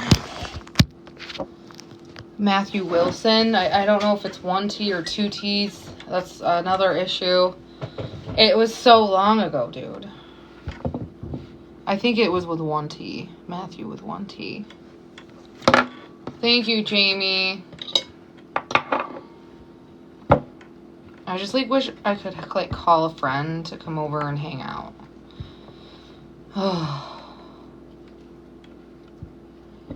But there's, like, no one to hang out with in this town. Because all the people want to do in this town is, like, drink alcohol or, you abuse some sort of substance. Like, I don't know anyone who just hangs out, talks, listens to music, just hangs out without any type of substance involved. Like, when I say I don't know anyone, I'm serious. Like, it's like the people around here are allergic to being sober.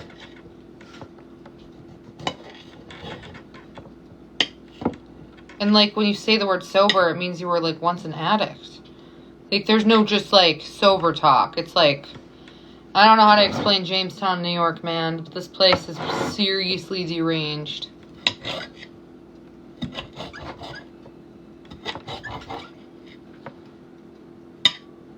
This is a very difficult city to socialize in, though. I'll tell you that.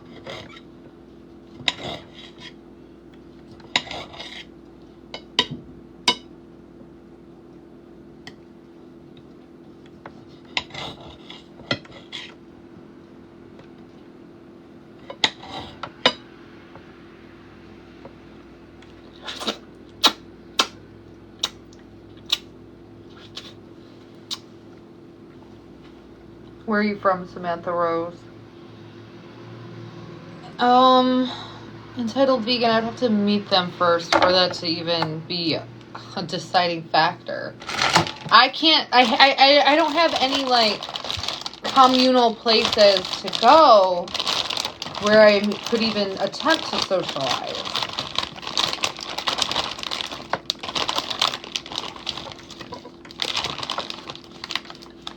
You know what I mean?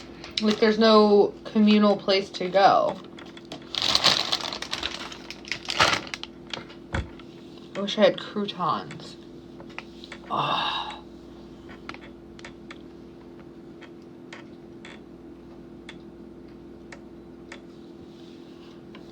That's true, Jamie. That's very fucking valid.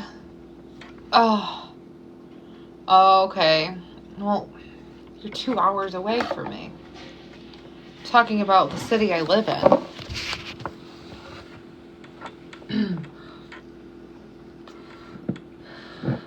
So I just got a new dressing called White Balsamic from Wegmans. Because I realized the Italian vinaigrette I was using has soybean oil, and I'm allergic to soy.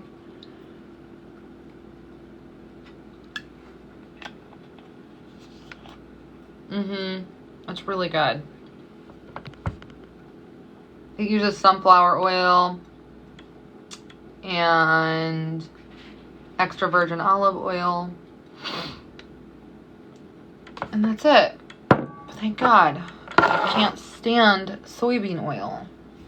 And I didn't even realize I was eating soybean oil this whole time.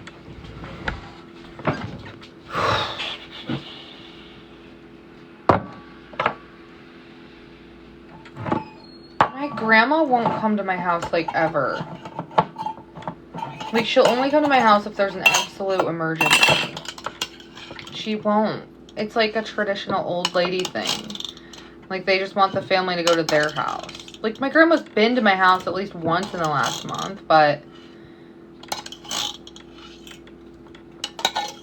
she just prefers that we go to her. And that's fine. And I could go hang out with my grandma. But obviously not tonight. It's almost 10 p.m. and my grandma goes to bed at like 8:30. Like, when the people say they're living their best grandma life in bed at 7:30, they weren't joking.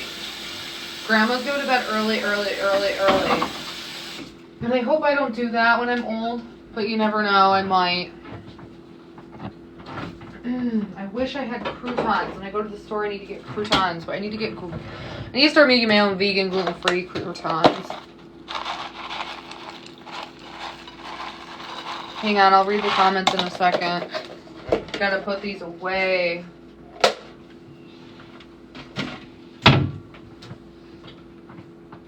But, like, the fact that my family thinks I'm accusing my mom of murder right now is batshit. Oh my God, Chelsea, that's so early. Thanks, but it's driving me crazy because there's a few pieces that didn't go up and now they keep going in my mouth while I'm eating.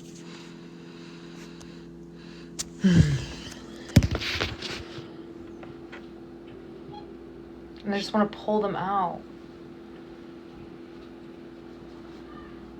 Oh, my daughters are doing it again. They were finally being quiet, and now they're not. I just want them to be quiet. It's driving me crazy.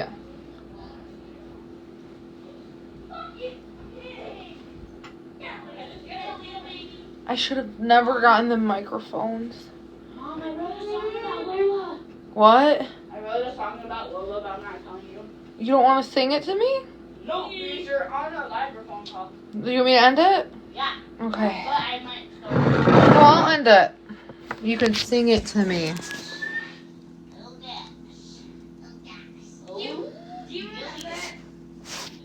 It's not like I'd have access to it if there was.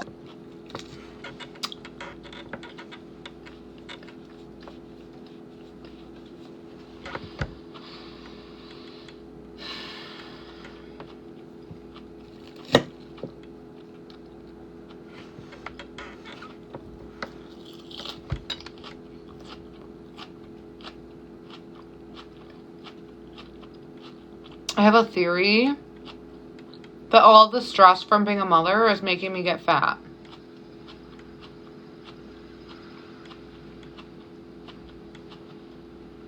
Because stress causes weight gain. And these have hands down been the most stressful 3 months of my fucking life. And stress makes you gain weight. So it's my job now to figure out how to de-stress before my kids make me fat.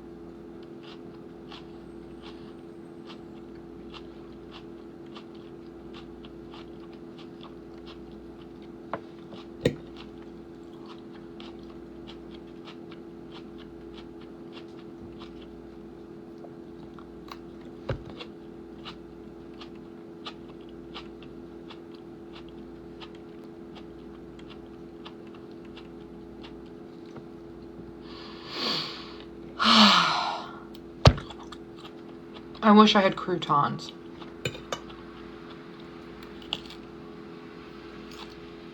Hi, Rogue.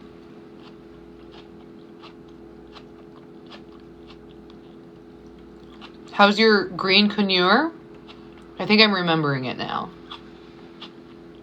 Rogue the conure. Or is it pronounced conure?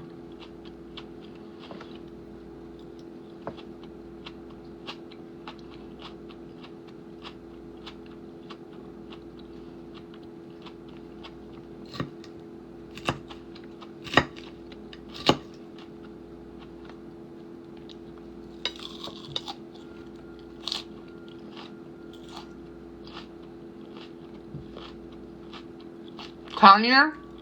Good.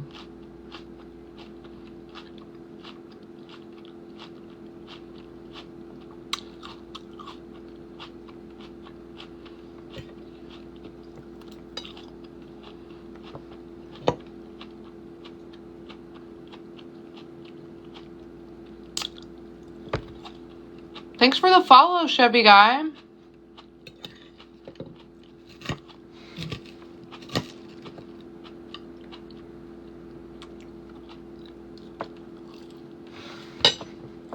Hi.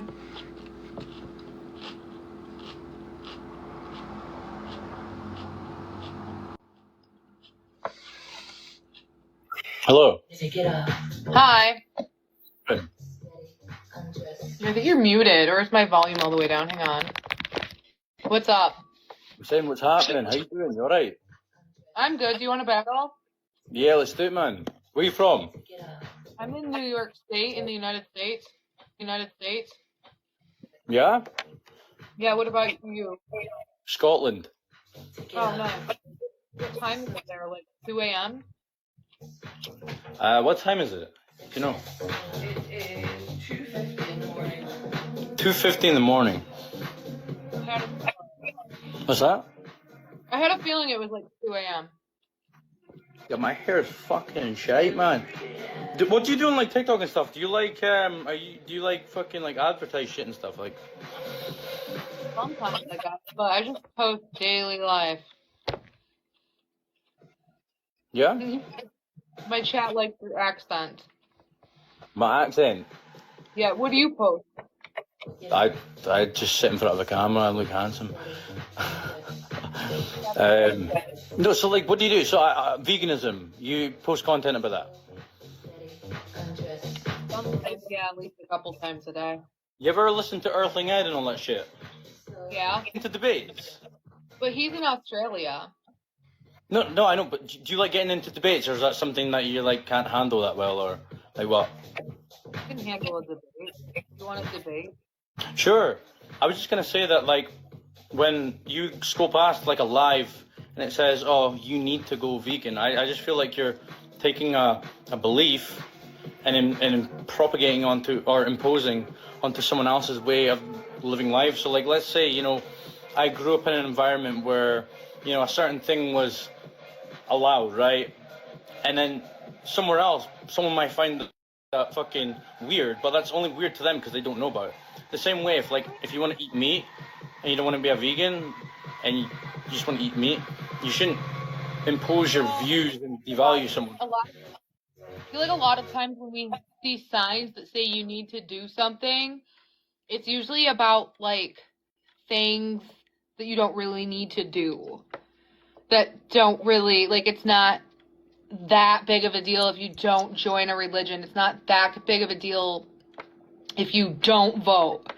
Well, I mean, It is a big deal if you don't vote. But I don't know, like, think about it. When people say signs, you need Jesus, or you need I don't know, what are some other signs? But when vegans say it, they really are saying it from a place of truth. So. You talk about what's the most Not a place the most ethical, humane way to kill an animal, and I'll completely agree with you. There's literally no, there's no. Do you think there's an ethical way for you to die? No. I was just about to say there is no humane way to kill someone, because once you've killed it, you've taken the life of it, and Yeah. there's no humane in it. Like, doesn't matter how where you start or where you finish. You're taking like a life of something that, like Really, why. what frustrates vegans the most is corporate lobbying groups Is who these the ones? Is these the ones that like Is these the ones that like fucking proper debate, and then like you realize that the amount of bees that get killed producing their fucking like avocados and all that shit. I don't know, but with like lobbying groups, like you're not in America, but we have like the American Heart Association where they say cholesterol leads to heart disease and that's the leading cause of death in our country. But then I think those corporations will statistics are just a pay bit to bull. put animal products on a balanced meal that have cholesterol which lead to heart disease. So it's just like that's why we get frustrated because it's like 200 years ago we didn't have humans forcibly impregnating cows and producing like 1 billion cows a year. It's just unnatural. Yeah, I So mean, can we go back to the. So you're saying that like you're saying that like what not being a vegan, you build up cholesterol and all that kind of stuff. yeah. I mean, what about the Have what about the people? What about the vegans that go to McDonald's and eat the chips and all that kind of stuff? I mean, that's going to They build don't up know if cholesterol. they're still eating fat because everything in McDonald's has monodiglycerides. So if they eat fries, those fries are doused in fat.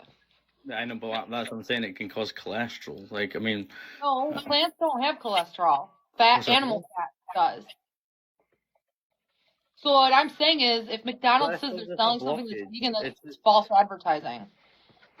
cholesterol you can get from any form of like. No, cholesterol is only in animal products. No. Plants don't have it. Yeah, but I'm saying like if you're eating chips from McDonald's, you're gonna get cholesterol buildup. Of course you Yeah, will. 'cause there's animal fats. Well, I mean, it doesn't matter what fats you put in it, you're still gonna build up cholesterol. No, you're not. Of course you are, absolutely, 100%. No, cholesterol Well, is a no, cholesterol is a Adriel, byproduct. is that your name? Adriel. Adriel, is that your name? Adriel, yeah. Adriel. All right, sorry. It's way too American for me. Are you American, Canada? What? Sorry, I didn't mean to assume there. Where are you from? Actually, my name's Brazilian, but that would be South American. So yeah. Brazilian. But I'm not Brazilian. I'm half Sicilian. My family's from Sicily. You mean Portuguese? Either way, I don't know. My mom thought she was inventing a name. Man, it's pretty cool. So let me ask you, like, do you push an agenda on like veganism to people that are not vegan? Sometimes. Why? Mostly on Instagram, not on TikTok. No, that's fair. That's fair. But like, how come? With TikTok, I can't because it violates the guidelines. It's too graphic. But I get that. But you can articulate. But like, yeah, what? How can we do that? Like, why do the you reason want? I do it on Instagram is because I think that No. That's no. I'm saying like telling people they need to become vegan. Like, what makes your mind cross that? Like, why do you say that to people? because there's cruelty behind the process of meat being delivered to your plate. They should see it. Of course, I completely do. But what I'm saying is a lot of people hide behind religion to use that as an excuse. So like, no, hold on. Like you look at a lot of women who don't get to see their partner until they're married. They take off the the fuck's it called? A hijab. Or you've got like fucking other religions that do this and do that, and then they use their religion for bad things to cover up. Are you just not capable of being vegan? I mean, I don't want to be vegan. I mean, it's the same way. Like for you, like are you religious in any way? I don't know. I'm an atheist, but the closest thing I've found to a religion would be veganism. I mean, that's fair. Like, I mean, for me, if I had came up to you constantly and been like, well, I'm Muslim. I think you should obey my religion. There's nothing behind that. That's unsound. How? It's the same concept. No, it's not because vegans have facts to back their statements up. Like what? Oh, you can download the vegan calculator. You don't even have to. You can go to the website. Vegan calculator. Yeah, to reduce your carbon footprint. That's sound. Wait, you say carbon footprint? Hmm. Hmm. When did you like become vegan? How did you get into that? Out of nowhere, it just was like a glitch in the matrix. Impulsive decision. 2020. It came to me. It found me. I had no education on the subject. No. Just tell me come upstairs. What is it that you said about veganism? About like bees and all that shit. Oh, they. Wait, hold on. What? Basically, that whenever they're making their huge crops and stuff for like their soya milk and all this shit, it's actually killing a whole like so like in that one field they have to kill out all the insects, all the rabbits, all the wood mice, all the like everything has to be like Calculator.com. That'll solve all of those questions. Because for every animal you eat, it takes grains, water, electricity, and forest square footage to raise the animal and to sustain the farm or factory they're farmed in. So when you're vegan, you basically when you save one animal a day being vegan, you also preserve all the resources it takes to farm that animal, no, which you would just be electricity and water and grains. No, it doesn't. It just, when you say you're vegan, it doesn't save any animals. It just actually adds to the fact that all these insects and all these less animals that people don't think of as pets because they're not cute, we just incinerate all of those for your soy milk, but it's fine. I'm allergic to soy. I don't eat it. Good. I'll get. The vegan calculator, when you're vegan, it's equivalent to one animal a day, which is sad, but that's the way it is. And you have sound evidence that backs that up. So, Wait. so look, if you were to not be vegan, but if you were to just be vegan for 2 days a week, that would reduce your carbon footprint. I mean, either way, like, there's always pros and cons to everything. I'm gonna ask you a question. So, like, you obviously, when was the last time you ate meat and shit? 2020. Cool. I was obese. For this scenario. No, for this scenario. I had diabetes and I was obese. No, yeah, that's fair. Just for this scenario, I was gonna ask you. Let's say, like, you were, traveling or whatever, and you happened to be in a plane crash or something like that, and you got stranded on a desert, an island, and let's say this island only had, animals to eat. Let's just say it was that. Would you eat them? No. So you'd allow yourself to die? Yeah. I don't think you would, because no, and the reason I say this is because you say you would, but at a certain point, your morals and values are going to be broken down by the fact that your natural instinct is to survive. It's on island. There's seaweed. What's that? There's seaweed. There's plants, there's seaweed. There's something to eat on an island. Even bark. Bark.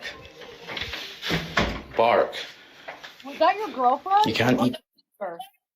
Yeah, that's my girlfriend. Yeah. She's a good debater. Wait, actually, you know what? That's cool. Yeah, I actually really enjoy having debates for you.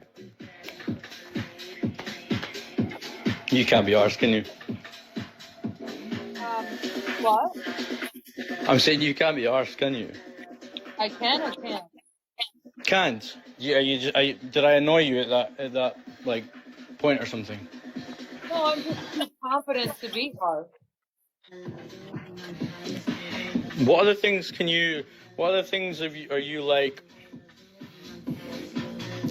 What opinions, like abortion or trans rights? We live in a world of modern medicine that allows people to stand by their intent when they have sex. So, if you have sex with the intention to keep your body the way it is, you have the modern medicine to keep your body the way it is. Okay, so what if they all wear contraception and still follows through? Yeah. Wait, so you're for or against abortion? I'm all about abortion. I don't even think you should be presented with a choice because you already made the choice when you had sex.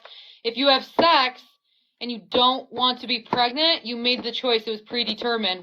If you're just like having sex, no intent on being pregnant, the choice was there, not to have a baby. So have an abortion. Yeah, I mean that's fair. I think the whole woman, my body, my body, my choice.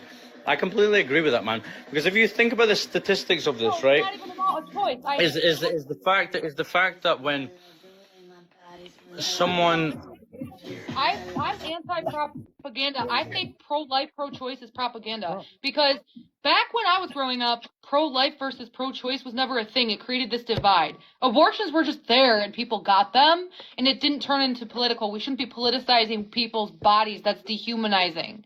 So back when I was like, I'm in my 30s, and back when I was like a teenager, people would get abortions and it wasn't this debate. They already made the choice when they had sex. I don't want to have a baby. We're just going to have sex.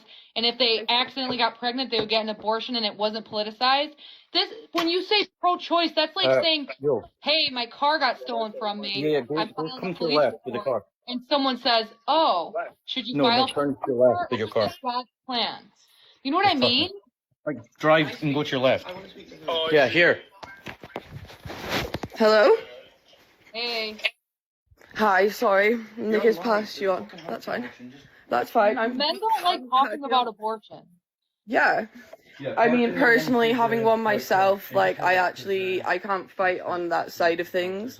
However, obviously, everyone has their own opinion to it, but, like, I think that pro this, pro that is propaganda, and it's dividing people and politicizing women's bodies, and that's fucked up. It's the same way with the vaccine. Like, since when are we politicizing a public health crisis? You know what I mean? You also can't have power if you don't create the divide. Yeah. And that's exactly what they do. People never, I don't know how old you are, but like, people were never presented with, oh, that's your choice.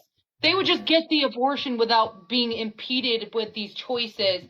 They already know what they want to do. That's like saying, hey, my car got stolen. I'm going to file a police report. And someone says, are you sure you want to do that? Maybe it's God's plan that you go without a car right now. Like, no, your car was stolen. You know what I don't know if you know what I mean. And it says it's reconnecting. Oh, no. Yeah, she's pretty. I know but it's not. It's like, it's already predetermined. If someone doesn't want to have a baby, they don't want one. Yeah, I don't know. Who's that? That got too bad. That was too much. Bringing up abortion is like, we go from vegan to abortion. We're off tangent, man. I'll go off all day in defending abortions. Women's bodies should not be politicized. Honestly, I think their cell phone died. Because if it says pause, that means their phone died. Just because I'm vegan doesn't mean I'm anti-abortion. I just don't think we should be saying, ooh, pro this, pro that. Fuck out of here.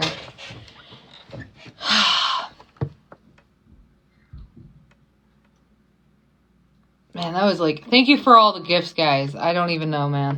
That was a debate. What was their username? I didn't even get their username. I wasn't paying attention. Compromising? They were okay. I mean, the whole vegan thing is like annoying, but you can't expect people to understand being vegan.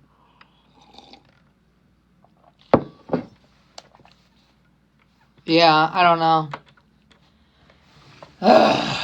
Well, that made me lose my appetite. I am not pro-life. And I hope that's not the vibe they were getting, because that is not me. It shouldn't even be called pro-life. That's fucking propaganda. It should be like, we should be pro-women's lives. Pro-women's bodies. What's this pro-bullshit? Recoil. Your family and you are vegan? That's cool. Dude. I don't know if I can stay live any longer. My stress is like to here. I might just not go on social media for a month. Hi. Ashley, go vegan. Vegetarians still sponsor animal cruelty and abuse. You can replace any vegetarian item. I'm sorry, any animal product like cheese with vegan cheese. There's no excuse. But whatever. I gotta go.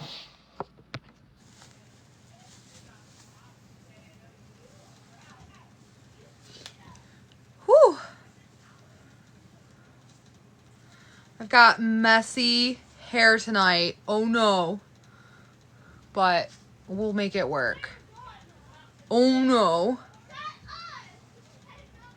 I don't know if I can handle. Hey, okay, so Jamie, if you can, like, click the button, multi-guest or whatever. The purple and pink, blue and pink button or whatever. Or if you go live, I'll invite you. And then I'll see a little button and then I'll add you to my stream. And then we're going to do common questions for vegans. And Jamie's got all the answers. Okay, I see your request. Hang on. I'm going to have crazy hair for this live stream. We have split screen, volume up. Okay, so chat, we're only going to answer questions that will be productive for a learning experience. Jamie, are you there? I'm here. Can you hear me? Yeah. So how long have you been vegan? Too long. No, I'm just kidding. 23 years. Why isn't my video working? What the hell? I don't know. Do you want to be on video or do you mind just audio? It's up to you. There we go. Can you see it? Can you see me? Not yet. Oh, now Okay. I see you. Hi. Hey, You've been vegan for over 2 decades. 2 decades. Did you, obviously when we're like the first year we're vegan, we're slammed with lots of questions and then we kind of just ignore the questions because it becomes so common, right? But Oh yeah. are there any questions that you still receive after 20 years being vegan? Do you get enough protein? Is that it's always the protein question or the vitamin B. That's true. Yeah. And what do you say when people ask you about protein?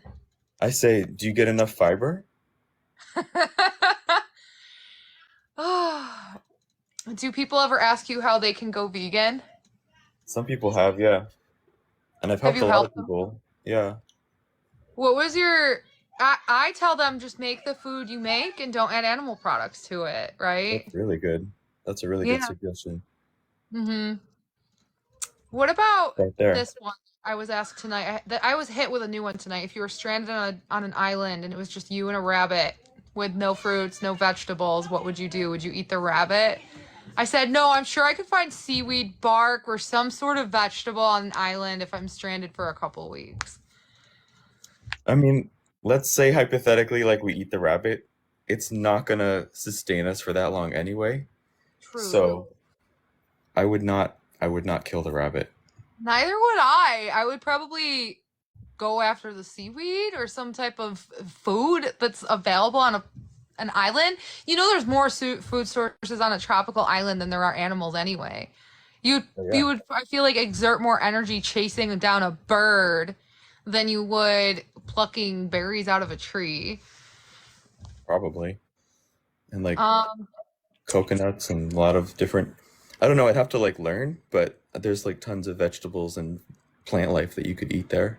And seaweed, you're right, number one. Here's a common question. Animals exist for us to eat. That's a belief. True.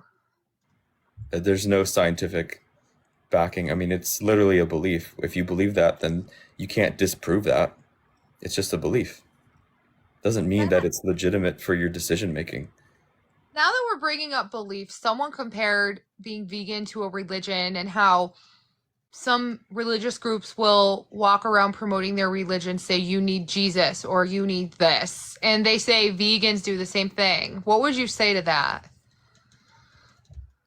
Every vegan's different. I mean, I'm sure that there are some vegans who are like really evangelical about it because they believe in it so much, but I don't know that. I mean, there's no like organized church of veganism. There's no No. pope of veganism. I said vegans have sound evidence to back up their intent. When we say people need to go vegan, it's from a place of earnest, and we want it for their best interest, their health, and we want to open their eyes to the cruelty behind animal abuse and just the detriment animal products have on our health. And while we're on that subject, what detriment do animal products have on human health? Oh gosh. I mean, you're absolutely right. Like the body of scientific evidence is just getting bigger and bigger. It's not getting smaller. Agreed. And the scientific evidence that usually people cite for eating meat, number one, it's really old. Number two, if you actually read a lot of it, this the way that they do the control study is really messed up, and it's usually like a very targeted research on animals, not humans. Mhm. And then number three, it's often paid for by meat industry lobbies. Lobbying groups, yes. So you have to And pay you get attention. into lobbyists a little more because I've tried to explain it, but I feel that you're more educated on this subject. I don't know about that, Summarize Adrian. lobbying groups. You have to just look at, I mean, like whatever research you do, like whether it's food or quantum physics or biology or whatever, it's always good to look at where the money's coming, who's paying for this, and how does that organization benefit from the research. And one of the biggest things like that we found, because I did a lot of work with like at Cornell. Cornell has a school Mhm. for plant-based nutrition. Mhm. It's part of their nutrition program. It's one of the best in the country. And if you look at it, a lot of the articles that go against kind of this plant-based movement or this idea that plant-based food is healthier for you come from Harvard, which is interesting because Harvard is a very well-endowed school and it's very famous, and it's arguably the oldest or the second oldest school in the country. So, but Harvard, as awesome as Harvard is backed tremendously by lobbyist groups, specifically the Yeah. dairy, meat, all of them give so much money to Harvard. And They what's make Harvard going to do? billions of dollars profiting from factory farming. Billions. Yeah. And they make billions of dollars with pharmaceuticals that are for sale for like insulin, heart disease, cholesterol pills. And can we get And into too. that? Because a lot of people are not educated on the subject where plants don't contain cholesterol and animal products do. So, do you want to talk about cholesterol for a little bit Sure. and the harms it has on the human circulatory system? Sure, we can do that. So there's a lot of different factors that factor into cholesterol, right? Could be genetic. But guess what? Like the number one factor is your diet. Even before exercise, it's diet. And the cool thing about diet is number one, like it does two things. Diet reduces the amount of cholesterol and certain kinds of fats that get into your body, right? But also number two, it does affect what's called gene expression or epigenetics. So for example, I'll give you my own, this is anecdotal, okay? It's my own experience, but it is what it is. So my grandfather and my father both died at 69, and my grandfather died at 70. All of them died of heart disease. They all had Were they overweight? they were a little bit, yeah. Okay. They had type 2 diabetes and eventually renal failure. And a lot of members, I come from an Italian Sicilian background, and a lot of those guys don't last very long. Sausage. Yeah. And so a lot of the diet, as you know, is very meat based. Like you eat a lot of meat. So the salami meats. Yeah. And so like I saw that and I was like, fuck no, I'm not gonna die at 70 like my last 3 generations, or a lot of my great uncles as well. It's actually like a joke in my family, like, oh, guys can't live past 70. And Yeah. at my age, my dad already had type 2 diabetes and heart disease, and I'm like 42.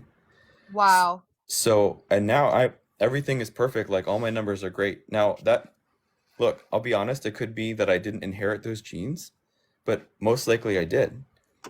And it's just about turning those genes off. You don't activate them because you're not giving them the type of chemicals that would activate them aren't present in your body. And in Yeah. fact, your microbiome completely changes. All these different things in your body completely change when you don't eat animal products that benefit you in so many different ways. And Yeah, we're isn't only it true that discovering that. yeah, and then within the first 3 weeks of being vegan, don't our arteries clean themselves out? They start to. Yeah. Yeah. Just within The 3 weeks, I believe, is what I read. yeah. So the epithelial cells, which are the cells that line all of the blood vessels in the body, Mm-hmm. like if you have a lot of acidic food, fatty food, and cholesterol, excuse me, they're gonna be inflamed. Like they're gonna be in a constant state of inflammation, Mm-hmm. and they're gonna have, like, for lack of a better term, like what's the word? Basically, it's almost like pimples inside your veins that are Yeah. full of cholesterol and fat, and that in conjunction with it being inflamed makes it smaller, so there's not enough blood can get through, Mm-hmm.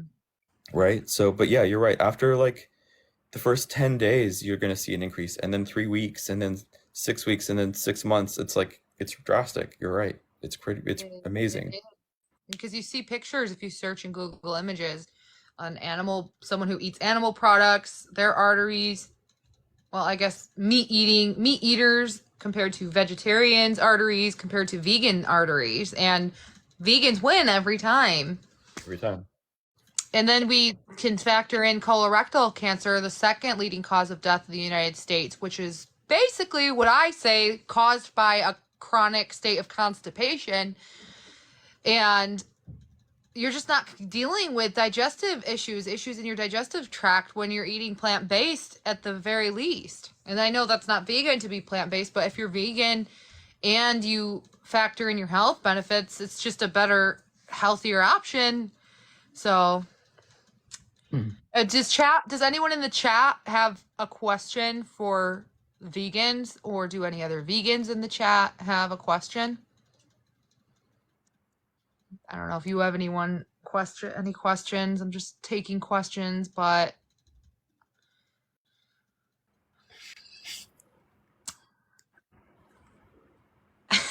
I guess there's no questions. Everyone's like, all right, that's cool.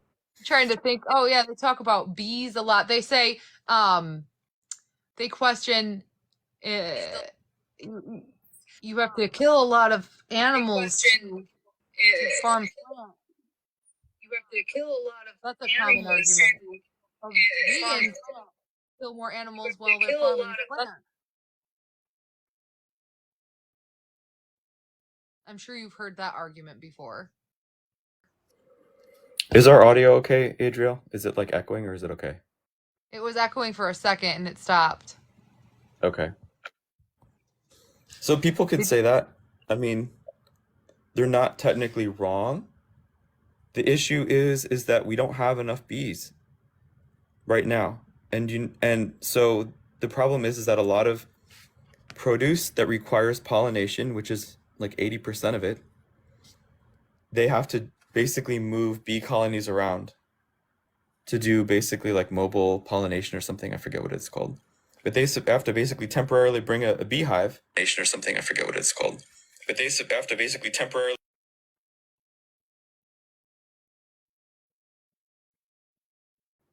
Do I need to get a headset? Is it being weird? We're good. I think we're good. It's not echoing anymore. Do I need to get a headset? Is it being weird? It's okay. It's being I think we're good. It's not echoing anymore. Headset? Is it being weird? It's okay. It's I think we're good. It's not echoing Let me get a anymore. headset. Hold on.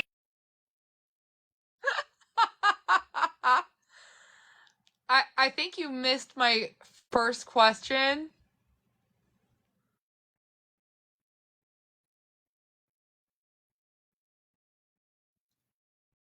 It was not hard for me to become vegan at first because veganism just found me. That's what I like to say.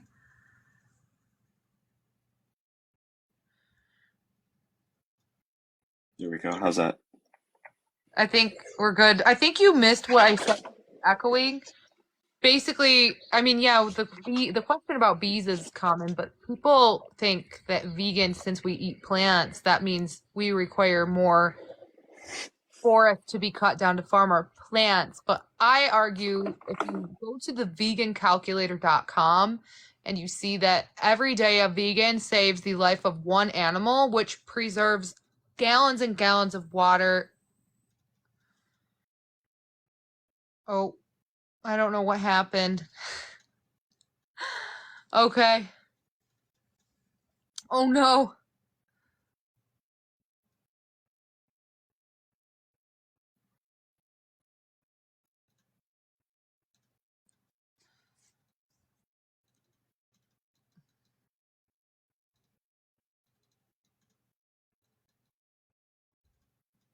There he is. Okay. We're I good? hope I can hear you now. Okay. Okay. Basically, with the vegancalculator.com, you see that a vegan saves the life of one animal a day. And when we save one animal a day, over time that accumulates because it takes so many resources to farm just one animal.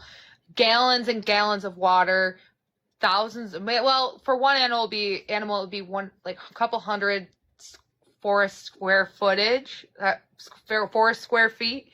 And then, carbon dioxide emissions, blah, blah, blah. And so when the argument stands in front of us, vegans kill more animals than animal eaters do because they require so much more farmland. That's invalid because it requires so much more to maintain the lives of livestock. Yeah. By a factor of 10. Yeah. Depending on the vegetable. Not only are you supporting yourself, you're also paying to support and raise the animal. So anyway, Right. I wanted to include that. And I told people if you just are interested in reducing your carbon footprint, if it's an issue where we want to save the forest and you don't want to go vegan, even if you were to reduce your consumption of animal products down to once per week, you would reduce your carbon footprint those 6 days of the week you're not consuming animal products, if it's actually a go green type of thing. That's why you have scientists who say reduce your animal product intake. Right. I mean, it's going to be very rare that you go even see a doctor and the doctor's going to be like, you need to eat more meat. Rare, indeed. Unless the doctor is like really bizarre, that's not going to happen. Right. And we always tell kids, eat your fruits and vegetables. I remember being told that when I was a kid. So Right. It's because they're better for you. Phytonutrients are like the most powerful type of nutrient that we can have. And the basic nutrients that are in meat, we can get from vegetables, aside from B12, which isn't even in meat anyway. That's from the decomposition of meat. So it's all, I mean, it's not difficult, and there's a lot of misinformation, like you said. Someone asked, do you need to go through a gut cleanse before you become vegan? I would say that being vegan in itself, the first week would cleanse your gut. If you're eating bananas, berries, taking supplements. A lot of people compare hunting to farming. How do you feel about that when they say, well, I hunt my animal products? That's just not realistic because you're only limited to hunting, 3 deer a year? And we all know that you're eating other animal products besides deer. You're not living off of 3 deer a year. Yeah, I mean, there's a lot of.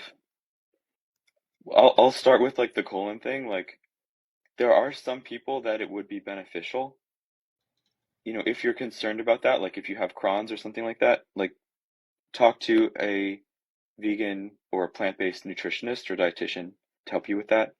But Adriel's right. Like, if you just start off with a bunch of, vegetables, fruits, and again, like the trick is 30 a week. 30 different vegetables and fruits a week will pretty much get you all the vitamins and minerals that you need if you just switch it up and you can make it a game. But yeah, within the first couple weeks, you will have basically a new gut microbiome.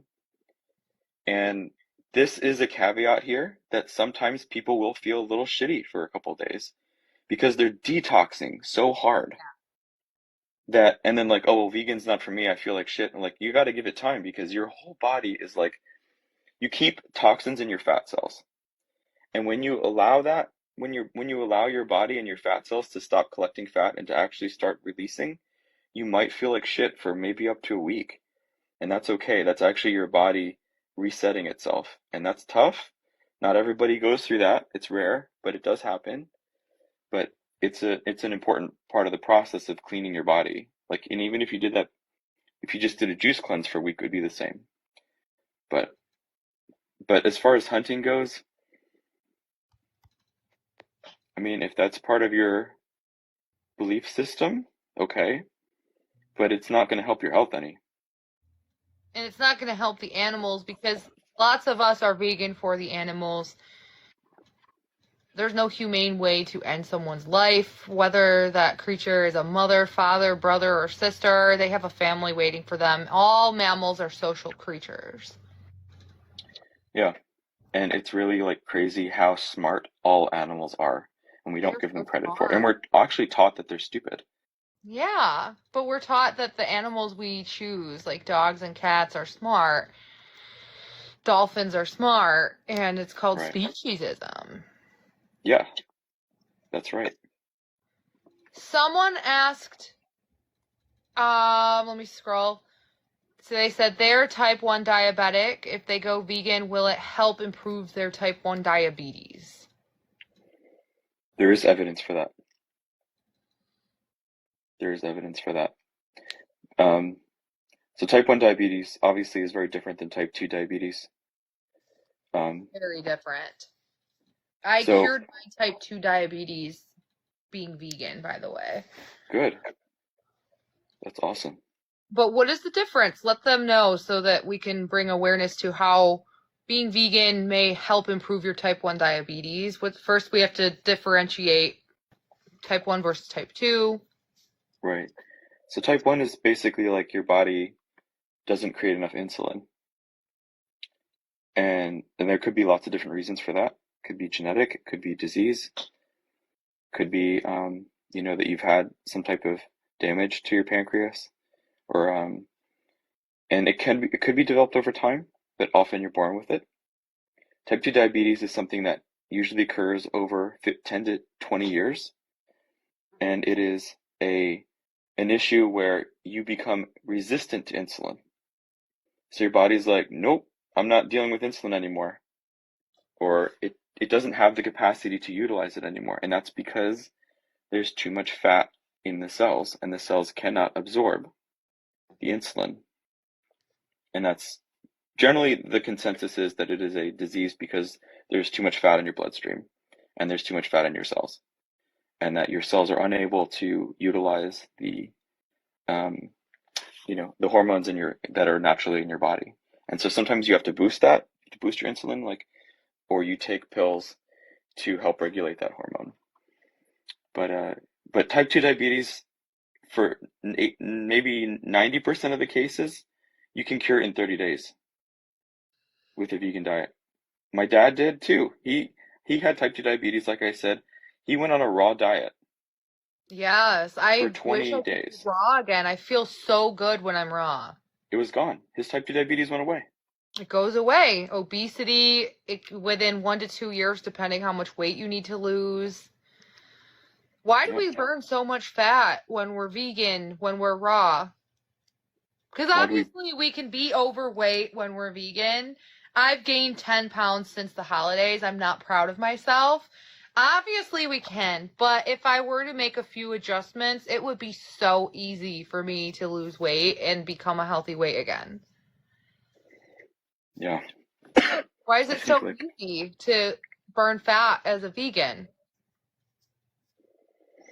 Well, it's also like, you know, like when you go talk to a workout instructor or like a personal trainer, and I've dealt with a few. I have a couple friends that are personal trainers, and you know what the first thing that they say is? It's 80% diet. Yeah, it is. So if They're I'm like, eating vegan cookies and lots of vegan stuffing and lots of potatoes with olive oil, and I don't have a calorie deficit going, I mean, it really like comes down to processed food. If you eat a lot of processed food, whether you're vegan or not, it's going to be harder. Of course, it's always going to be easier as a vegan because you're not having that saturated fat. hmm But you know, if let's say that and we talked about this, Adriel, before, like if you're just eating fruits and vegetables in their most basic form, like raw, yeah, you could literally eat as much as you want, and you will go to your body's optimal weight automatically that's true. because your body knows how to handle all that food. Your body Yes. evolved with those. We evolved with fruit trees at the same pace. It was natural. Right. So the more we process, the more our bodies are unfamiliar with the food that we put in our body, and so it doesn't know what to do with it. And so a lot of times it's like, well, we're just going to put that into fat because we're not sure what to do with it. And that's often how we gain weight. So the hunter wants to compare animals hunt other animals. How can we stop that? If you want to give your opinion first, I have my opinion. Please go ahead. Well, it takes so much energy, kinetic energy, for a pack of lions to find, chase, and successfully hunt down their prey. If those pack animals or even leopards had the option to thrive off of berry bushes that won't run away for them, they would 100% choose the berry bush, because these carnivores can go up to weeks without finding their prey. Think about us, how hard it is for us to spot an eagle or spot a turkey in the wild or spot a deer. It's very difficult and takes a lot of time. And so, in my opinion, carnivores, if they had the option to, you know that they would go after what's most convenient for them, and berry bushes don't run away from us. What do you Not think? yet. They haven't evolved like that yet, but yeah. Right. Maybe one day. But berries want to be eaten because we They pollinate. do. We poop out their seeds. Yeah, we spread the seeds. We could just pick them off the ground and they're already falling off the tree. But how do you feel? How would you compare? A lot of people compare animal or humans to carnivores. So what do you feel about that? Can we stop lions from hunting antelope? What is the point of that? I guess the question is, I think this is a type of argument that people use to divert us from the main topic, which is human health. So if animals are evolved in a way where their primary sustenance is other animals, then that's how they evolved. Like, for example, a lot of animals, like, for example, lions, like we're talking about lions, they generally pick off the weakest members of the prey that they're going after, Babies. right? They could go after babies, they could go after whatever. That's just how they evolved. And they are carnivores. Humans are not, by any definition, a carnivore. Humans are, at best, an omnivore. At best. And there's a lot of anthropological evidence that shows that we're really not designed for that much. That, in fact, we only evolved to eat meat when we had to for a short period of time to keep the entire species going. But that our entire body structure isn't really designed to eat any meat much, or a very small amount of it. Like, it just doesn't, our body basically uses it because it has to, not because it's best for us, if that makes sense. So it was more of a survival thing rather than like the original kind of evolution of us, if that makes sense. But again, it's not really that important. the important thing is like, are you concerned about your health? Do you have a health issue that could be improved by upgrading your diet? I would even argue depression could be caused from eating animal products, and here's why. A lot of people take antidepressants, and their mental health has them feeling fatigued. And if you look at a snake that swallowed a dingo dog, it's going to lay there for 2 weeks while it's digesting. And if you're in a constant state of constipation because you're consuming animal products that take days to digest, you're going to feel just like that snake, fatigued and depressed. And a lot of people think, oh, I have depression, when really they're just constipated and they need to lay in bed while they're digesting chicken wings, ham and cheese subs, 5 slices of pizza, and the steak they ate that day. It's not digestible. And so maybe you think you're your healthiest version of yourself when you're consuming all these animal products. Physically, maybe you're not facing high cholesterol levels yet, because that might happen down the road once you hit age 35. But if you're feeling depressed and exhausted and chronically fatigued, you might want to think about your gut, your digestive tract, and how backed up everything is. That's probably the culprit of your underlying depression. It could be. The example that a lot of times they give is like, if you look at a dog, and a dog is technically an omnivore, but predominantly they generally evolve to eat meat, okay? Their digestive tract is like this big. If you look at a human's digestive tract, it's about 20 times longer than a dog's. And the issue is that a lot of people who argue against veganism say, okay, well, plants are harder to digest. And in some cases, that is true, but our digestive system is designed for that. That's why we have such a long digestive tract. But if you take meat and you put it into our long digestive tract, the end result is that it becomes toxic. And especially if you're backed up, if you have not had a colonic, or if you haven't eaten enough fiber in your diet, Yes. that can stay in your bowels for years, and it's just releasing toxins. And so Adriel's right, it can cause a lot of different. There's a lot of research going on right now about it, but Yeah, it because could there are cause neurons in a lot your of gut, issues. like 500 million of them, that are connected to your brain. Right. And your brain is comprised of over 1 billion neurons, right? It's something close to that. I don't know off the top of my head the number of neurons in our brain compared to our gut. So, number of neurons in brain. I mean, it's part of our 100 billion 100 neurons billion. in our brain. And I believe in our gut, there should be 500 million.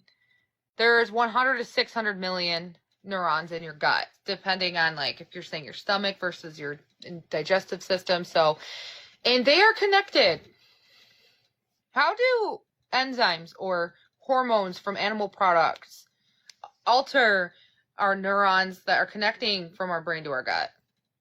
How would that impact you if you say, animal products that are stuck in our digestive tract? How does that affect our neurons? How does it affect our neurons? Maybe I'm we not should 100% define sure. neurons first. Maybe we should explain to the crowd what are neurons before we talk about how it's connected, our gut to our brain.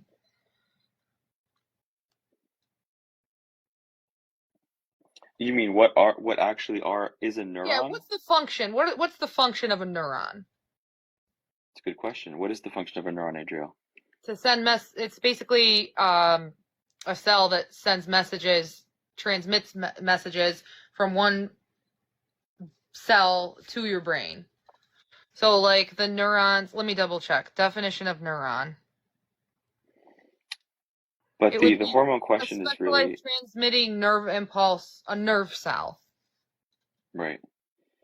So the big issue with the hormones, though, is so, there's a lot of misinformation about soy, right? With Yeah. estrogen, phytoestrogens, Hmm. right? So what's the biggest source of estrogen? And estrogen can really cause a lot of havoc. It can really, start to misfiring if we have too much of it. And what's the biggest source of estrogen? It's not Dairy. soy, it's dairy. Yes.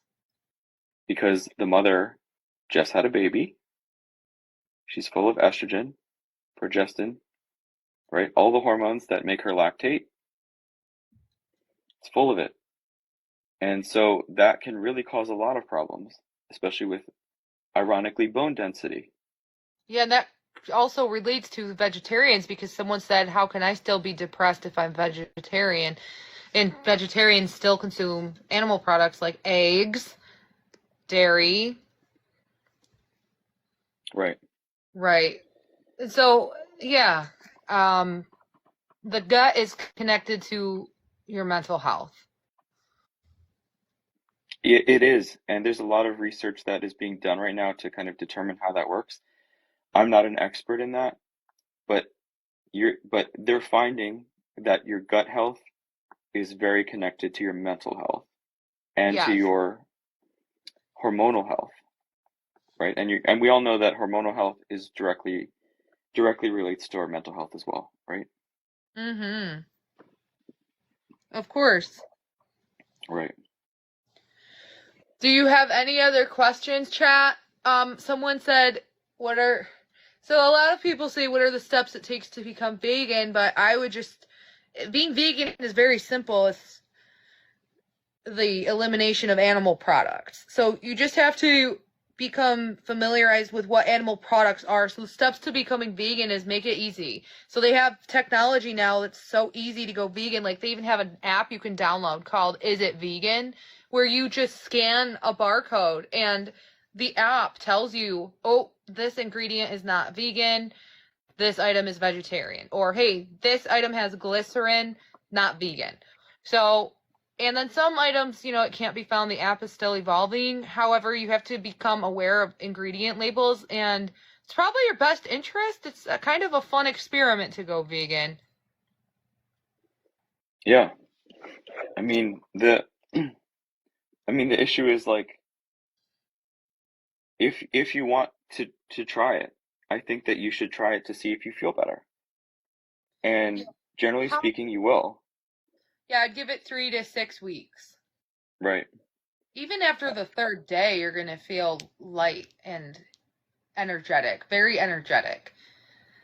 If you are concerned about it, I highly recommend finding a plant-based nutritionist to help you, because the point, like, if you're concerned about it from a very specific health perspective, for example, type 2 diabetes or Mm-hmm. heart disease, and you have it already, it would be helpful to get blood work done first, work with a plant-based nutritionist to kind of get you on that right path, and then do periodic blood work, because you will see the difference, and hopefully you will feel the difference.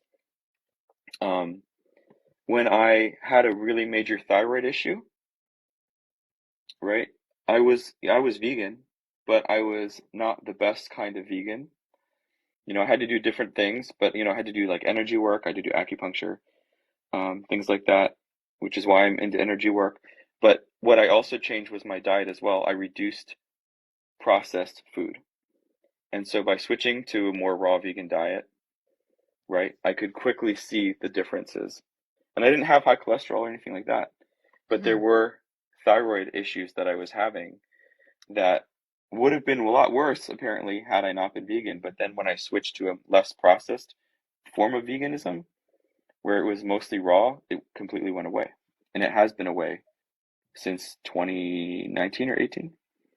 See, So when that's we're been, vegan, we eliminate so many stressors that we realize are unnecessary. And when all of these problems unveil over our eyes, like it's as if a veil is lifted over our head. We had a shield obstructing us. Wow, all of these health problems went away. Wow, I'm losing weight. that was unhealthy for me to carry, and now I'm a healthy weight. Wow, I didn't realize that I would reduce my carbon footprint this much. And we kind of want to just spread that happiness to everyone else. But I feel that every vegan I've met can agree on one thing. The most difficult and challenging part about being vegan is dealing with other people who aren't vegan. Why do vegans get so much hate? That is a deep question. There's a psychological theory about that. Is it your own or is it something you've read? It's my own, but I mean, it's also pretty documented. A lot of people don't want to face things. Often, it doesn't matter if it's veganism or something else. If we're faced with something that makes us uncomfortable, our first reaction, right, is to react negatively toward that. And so the trick is to ask yourself, why do you feel uncomfortable about it? If veganism or plant-based diet makes you uncomfortable, then that's a signal, a psychological signal that we need to investigate, that we need to look inside and see, like, okay, well, why is it uncomfortable? Is it because I went through this, When right? you were first vegan In or college, throughout the whole in I college? went, to a very liberal school. There was a lot of vegetarians and vegans around. I got stuck in a dorm room where the entire building was vegan and I wasn't. And I was like, oh my God. And I always supported them. I would always support them. I would make sure, like, when I cook stuff, that I would separate it out for them. I was very careful because it resonated with me, but it still made me uncomfortable, even though I didn't want to eat meat as a kid. But I still had all this programming, right? And so I was like, oh shit, like, this is making me uncomfortable because I don't want to face the fact that I don't want to kill animals, Yeah. that I don't want to do that anymore. And it Mhm. destroyed me a little bit because I didn't want to face that programming. I didn't want to face that ingrained belief. And we Yeah. are all products of these belief systems that are not our own. We collect Not. them, we absorb them, and they're not ours. So once we understand that, it is so much easier to say, guess what? This isn't mine. Goodbye. See you later. And we can grow emotionally, spiritually, you name it. And we learn to say no. We do. That's a really good point. It's so easy for us to say no to a lot of things after we become vegan, because if you're able to say no to an ice cream cone, you're able to say no to anything. If you're That's able true. to, Ice cream if is you're hard. able to sit in a pizzeria and say no to this, you're able to say no to anything. And a lot of people say, how can you sit here and smell pizza and say no to it? Well, we're not smelling pizza. We're smelling oregano. You know what I mean? We're smelling Right. the seasoning. And that's something I noticed in the beginning when I went vegan, and I would smell chicken wings. And I realized when I'm in a room that has a pot of boiling chicken, I gag. It smells disgusting. But if I'm in a room with that same chicken that's doused in hot sauce, my mouth is drooling and I'm salivating because it's the hot sauce that we want. It's not the chicken. The chicken would make us gag. And so then I realized I can say no because I don't want this moldy, rotting bodily fluid topped with flesh of a murdered pig. It's the oregano I'm smelling. It's the garlic. It's the garlic. It's the onion powder, whatever it may be. Right. And Right. yeah, what else did you have to say? I didn't mean to cut you off. I'm sorry about that. No, I think I was done, but I agree with you. Like, and one of the people in my chat is asking, do vegans get a lot of hate? Sometimes. I think if people are really uncomfortable, they might. And there are some vegans who are a pain in the fucking ass. There are Okay, vegans who will hate other vegans. I've yeah, experienced that. I will own that. I mean, not for myself, but as, like, the culture, so to speak. There are a lot Yeah. of annoying Are vegans. you vegan enough? Right. It's like, come on, man. Just chill the fuck out. Do your Yeah. best. One thing I struggle with is I have I have a child who's not vegan, and I have to buy my child groceries that aren't vegan. I have another child who is vegan, who I buy products for that are vegan. And it's difficult. It's hard for me to have to buy animal products for my child who is not vegan, and I just hope one day that passes and I don't have to do it anymore. But at this point now, that's something I have to do, and that would be arguable with some vegans, but I feel that other vegans might understand. Right. It is tough. I think I got out of my last relationship. That was one of the factors, was because there was so much animosity toward me, and I really didn't push her at all. I was like, you do you. She But wasn't there vegan. was, I'm sorry? She was not vegan. She wasn't, and that was fine. Yeah. But one day, she's like, can you go buy me Popeyes? And I was like, no, I'm not going to buy you Popeyes. And she's like, she got so offended. And I said, it's not because it's meat. I said, it's because that's literally the lowest form of meat that you could buy. Like, that's the most nastiest thing I can imagine. And I refuse to use my money to poison you. Yeah. But anyway, it was just a long thing. But it's kind of funny. But I try not to be judgmental because that doesn't serve anybody. Everybody's on their own journey. Everybody's on their own path. If we can hold somebody's hand and be like, hey, this might work for you. We got a lot of experience. Come with us to our crazy happy land where the animals don't die, at least by human hands, and check it out. See how you feel. I think mentally I felt a lot better as well as health-wise, right? There's a huge weight lifted off that I'm not taking part of that. Yeah. Why is it that people who aren't vegan automatically assume that we make it a goal to convert everyone? I would love to. I would love for everyone to go vegan, but I'm not militant. They just assume that we're all being militant, and I would love to be militant in the right setting, but it's like I don't approach people and shout them to go vegan, although if I had someone to back me up and protest somewhere, I would. But they just if I tell someone I'm vegan, they instantly think I'm telling them that they need to go vegan as well. And they should, but that's not why I'm saying I'm vegan. Right. There's a lot of bad blood.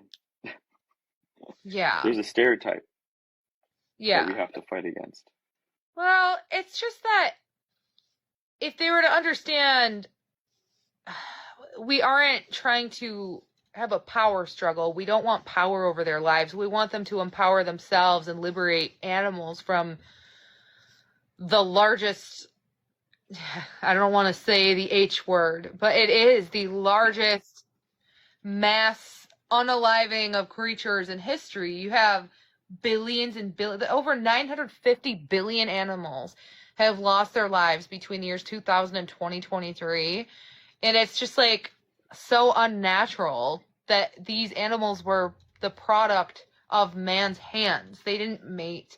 It wasn't nature's doing. It was humans doing. And yeah, it is empowering to say I'm vegan and to hope that you can empower yourself and break away from this most barbaric point in human history where we are taking the lives of billions of animals. Right. Thank you, Ashley. Thank you for all the likes, guys. So my prediction is that probably in 20, 30, 40 years, maybe 50 years, we will look back at this time, and because we'll be able to have different kinds of protein without killing animals, including animal protein without killing animals by that time, we'll look back and be like, wow, that's pretty horrific what we did as a society, as a culture, that we disconnected ourselves so much from our own humanity that we allowed that to be okay. And I would imagine that not everybody, but most people, if you took them to a slaughterhouse or to a factory farm, they would literally throw up and not be able to stop because it's so disgusting. Gruesome. And it is horrific. And you will feel, you know, if your heart is a little bit open, you're gonna feel these animals. And if your heart's a lot open, you're gonna not be able to stop crying because you're gonna understand like they have feelings. Like my sister she's vegetarian, but she has 3 chickens, and they love her. They adore her. They go up, they sit with her, they want snuggles, and they're birds. And they want to sit with her. They miss her when she's gone. And these are chickens, Yeah, just like right? parrots. Parrots are Yeah, so evolved as well. They want to talk to us. They try their best. The same yeah, way cats meow their best. right. So, I mean, she's on TikTok too. She posts all these videos of her with her chicken, and they're beautiful. Like it took them a while to bond, but when they bonded, like it's hilarious. They're inseparable. And then It's someone really asked, adorable. so I noticed like different people struggle. Some people say being vegan is easy. Some say it's hard. Some say they need to transition, which makes me question, is this an evolution thing? Or does it take a certain brain to be vegan? Because if the future is vegan and we're evolving in that direction, is this Darwinism? Is this natural selection? Because if you really think about how the human lifespan has decreased and people are choosing that lifestyle and they're struggling at bettering their health and their lifestyle, is it natural selection? Or are humans capable and lacking educational resources? That's a very debatable topic, and it's almost controversial that I say it. But I sometimes question because I know people who have wiped out their kitchen of animal products. They give it their all, and they claim they fail. And it's like, some people don't fail, but some people do. And it's like, okay, maybe they were lacking education and they didn't take supplements, which I would argue, even if you're not vegan, you would need more supplements than a vegan because you're probably not eating enough fruits and vegetables. And so I don't know what it is. What do you think about that? Do you think each person is different and that's why it's more difficult and easy for some? Or do you think it's just about education, the nutrition education?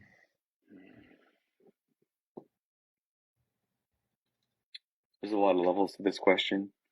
A lot of it I has to think do with Darwinism. I do. I think the human brain is evolving in the future of going vegan. Because if you think about it, where were we 200 years ago? We were eating grains. We were eating fruits and vegetables. We were seldom eating meats. right, And even in like very developing nations, like Guatemala, even parts of Africa, their focus is on grains, fruits, and vegetables. It's like considered a luxury for them to eat meats. So we're kind of I'm not trying to say that we should eat rice and beans for a living, but it kind of proves that in the developing nations like Guatemala, where rice and beans is the prime meal, and these people are still like sustaining their lives, even though like they're not starving. Like, let's just talk about people in Guatemala for a second. They're eating bananas, they're eating beans, they're eating rice, they have lots of maize, and they rarely eat animal products, and they're surviving. And then you compare Americans who are eating bologna, hot dogs, and their lifespan is decreasing. So it's just like, I don't know how to explain what I'm saying. You can thrive off of a plant-based diet and have meat once a year in Guatemala. And then in the United States, our lifespan is decreasing when we are the wealthiest nation of all time. I don't know if you're aware the human lifespan has recently decreased. If you've read about that, were you aware of that? yeah, Like specifically in the United States. Yeah, so it's just like, where were we 200 years ago? Okay, the human lifespan was lower. However, that was because of disease, Yeah, the blue diarrhea, zones. That's right. and children, Thank you, Ash. infant mortality rates. So babies not making it past their first birthday. So when you look at Right. what we're eating way before then, we were thriving off of plants and vegetables, like fruits and vegetables. Now, over the last 100 years, factory farming is an all-time high. And with all this emerging technology and food available to us, some people are choosing by the masses to consume food given to them by corporations. And they're dying at a young age and they're decreasing the human lifespan. Well, who's going to be at the top? Who's living longer? People who eat healthier are living longer, and people who eat less meat. So, and they don't really get into vegans per se, because vegans make up such a small percentage of the population, but it's arguable that vegans would live longer. So I don't know. Right. I don't know if it's easy for some people to go vegan and difficult for others, or if it's like a propagated brainwashing. People are like brainwashed. I don't know how to explain what I'm saying. No, and I mean, yeah, we could say education, but I would frame it as misinformation. Like we talked about earlier in the live, like we're so programmed by these industries who are acting in their own best interest to propagate the idea that eating their products is beneficial, right? Dairy, eggs, beef, pork, blah blah blah blah blah. Keep going, right? It's just it's literally the quintessential definition of propaganda. And so we need to wake up in the sense that have an awareness to know when you are ingesting propaganda and be like, okay, and then have the self-awareness and the critical thinking to be like, okay, well, let me think about this. Does this really make sense? Especially dairy's the worst. Because if you look at that, like there are so many negative health consequences to having dairy. And they're the complete opposite of what they tell you that it Right. does. That's Right. That's criminal. designed for baby cows to grow double their size. So if you're criminal. consuming a milk, just like baby humans, we breastfeed our babies. We are mammals. We are supposed to drink breast milk for 9 months, maybe up to 3 years, 4 years, however long you choose to breastfeed. And that's for rapid brain development, growth, and for the body to grow. But Yep, we don't you need really to have fat content. Yeah, we only need it while we're developing rapidly. If you're going to start consuming dairy throughout your teen years, early adulthood, you're going to grow rapidly the way babies are supposed to. So I would agree with you, dairy is the worst. But it's filled with cholesterol. And I mean, it's just understand that the information that you're getting is not accurate. Like you're being force-fed, for lack of a better term, information that is beneficial to those selling the products. That's it. You are a consumer, and they want you to consume. Therefore, they tell you what you need to know to consume more. And that doesn't really help us with our health. No. And then you could get into the whole other thing of how they're tied to pharmaceuticals and whatnot, but that's a different avenue altogether right there. They are tied to pharmaceuticals. Yeah. Because what is this diet promoting? It's promoting heart disease, it's promoting diabetes, it's promoting colorectal cancer. And what are the top 3 biggest pharmaceutical companies profiting from? Insulin, cholesterol medication, and I don't really know what the medical treatment is for colorectal cancer. I mean, there's stages of it. You find polyps, you find lumps and all that through your colonoscopies, but yeah. And the interesting thing about that, Adriel, is the age at which people are getting colorectal cancer is going down. Really? Because it used to be like in your 60s. What's it down to now? The more younger people are getting it. Like Yeah, I had a friend of mine, she's 4 years younger than me. So she was like at the time 35, 34. And she died of colorectal cancer. I'm going to research this really fast. Average age of colorectal cancer. And it would make sense that it would be going down, or that the age Right. 30% are under age 55, 90% are over age 50. Right. For men, it's 66. For women, it's 69. But I'm trying to find, that was like as of the year 2015, and so I'm trying to find something Right. more recent. I believe you because because I've explained colorectal cancer a million times on here, and I can do it again if you want, but it would make sense if people are getting more constipated, it's more likely they're going to see colorectal or pre-stages of colorectal cancer sooner. If people are in a state of constant constipation, they're going to have colorectal cancer sooner at a younger age. And colorectal cancer, do you know how it's formed? I can go into it if you want me to. Go ahead.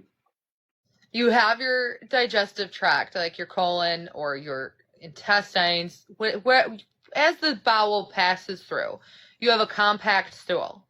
Stools should not be compact. If you are pooping every day and it's a hard, compact stool, you're constipated. If you're not pooping at least 2 or 3 times a day, you're constipated. If you go 3 days without pooping, that is food from 4 to 5 days ago. Most of the bowels we pass are from 1 to 2 days ago. Sometimes you can pass a bowel with food from 24 hours ago if you're only eating like fruits such as watermelon, pineapples, or oranges. But anyway, when you have a compact stool, it's lumpy and bumpy and hard, and it pushes very slowly through your digestive tract. And as this is happening in the colon, you have tissues, just like the lining of our cheek, that are getting small tears. They're abrasions, and these abrasions over time get more and more irritated with the compact stools. Sometimes people go periods of time without being constipated, and they give their digestive tract, their colon, a chance to heal, and these abrasions develop scar tissue. But when they have a chronic state of constipation, the scar tissue breaks open again, and you have these constant tears, which eventually, as they're trying to heal, a cancer cell emerges. And so that's how colorectal cancer is formed. Right.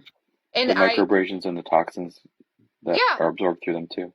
Yes, exactly. And people don't realize how dangerous it is to be constipated. That's why I feel like poop is a taboo subject. I feel like society makes it a taboo subject to talk about because people, like, I don't know why poop isn't a normal, like, it's not normalized. It's like, we don't talk about it. But you should talk about it to understand what normal poop is compared to not normal poop. Yeah. Compact No one gives a shit about it. Who gives a shit? Nice pun. Yeah. So, anyways, if you have a compact stool, you have to change your diet. If you don't want to go vegan, fine. Eat plant-based and fix your bowels, man, because it's going to lead you to colorectal cancer. And do you want to talk about what happens when people try to treat it? Because it's not fun.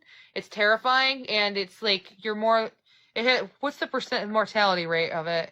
I'm not sure. I'm gonna look it up. I honestly haven't researched that specifically. I took a whole unit in my human anatomy course about it. Colorectal cancer mortality rate. It was this human biology / 90.6% mortality rate if you're diagnosed with it. So you're basically you're screwed. And people don't realize this until it's too late, and when it's too late, it's too late. So and it's a really bad ending. It's very painful, and there's a lot of suffering involved.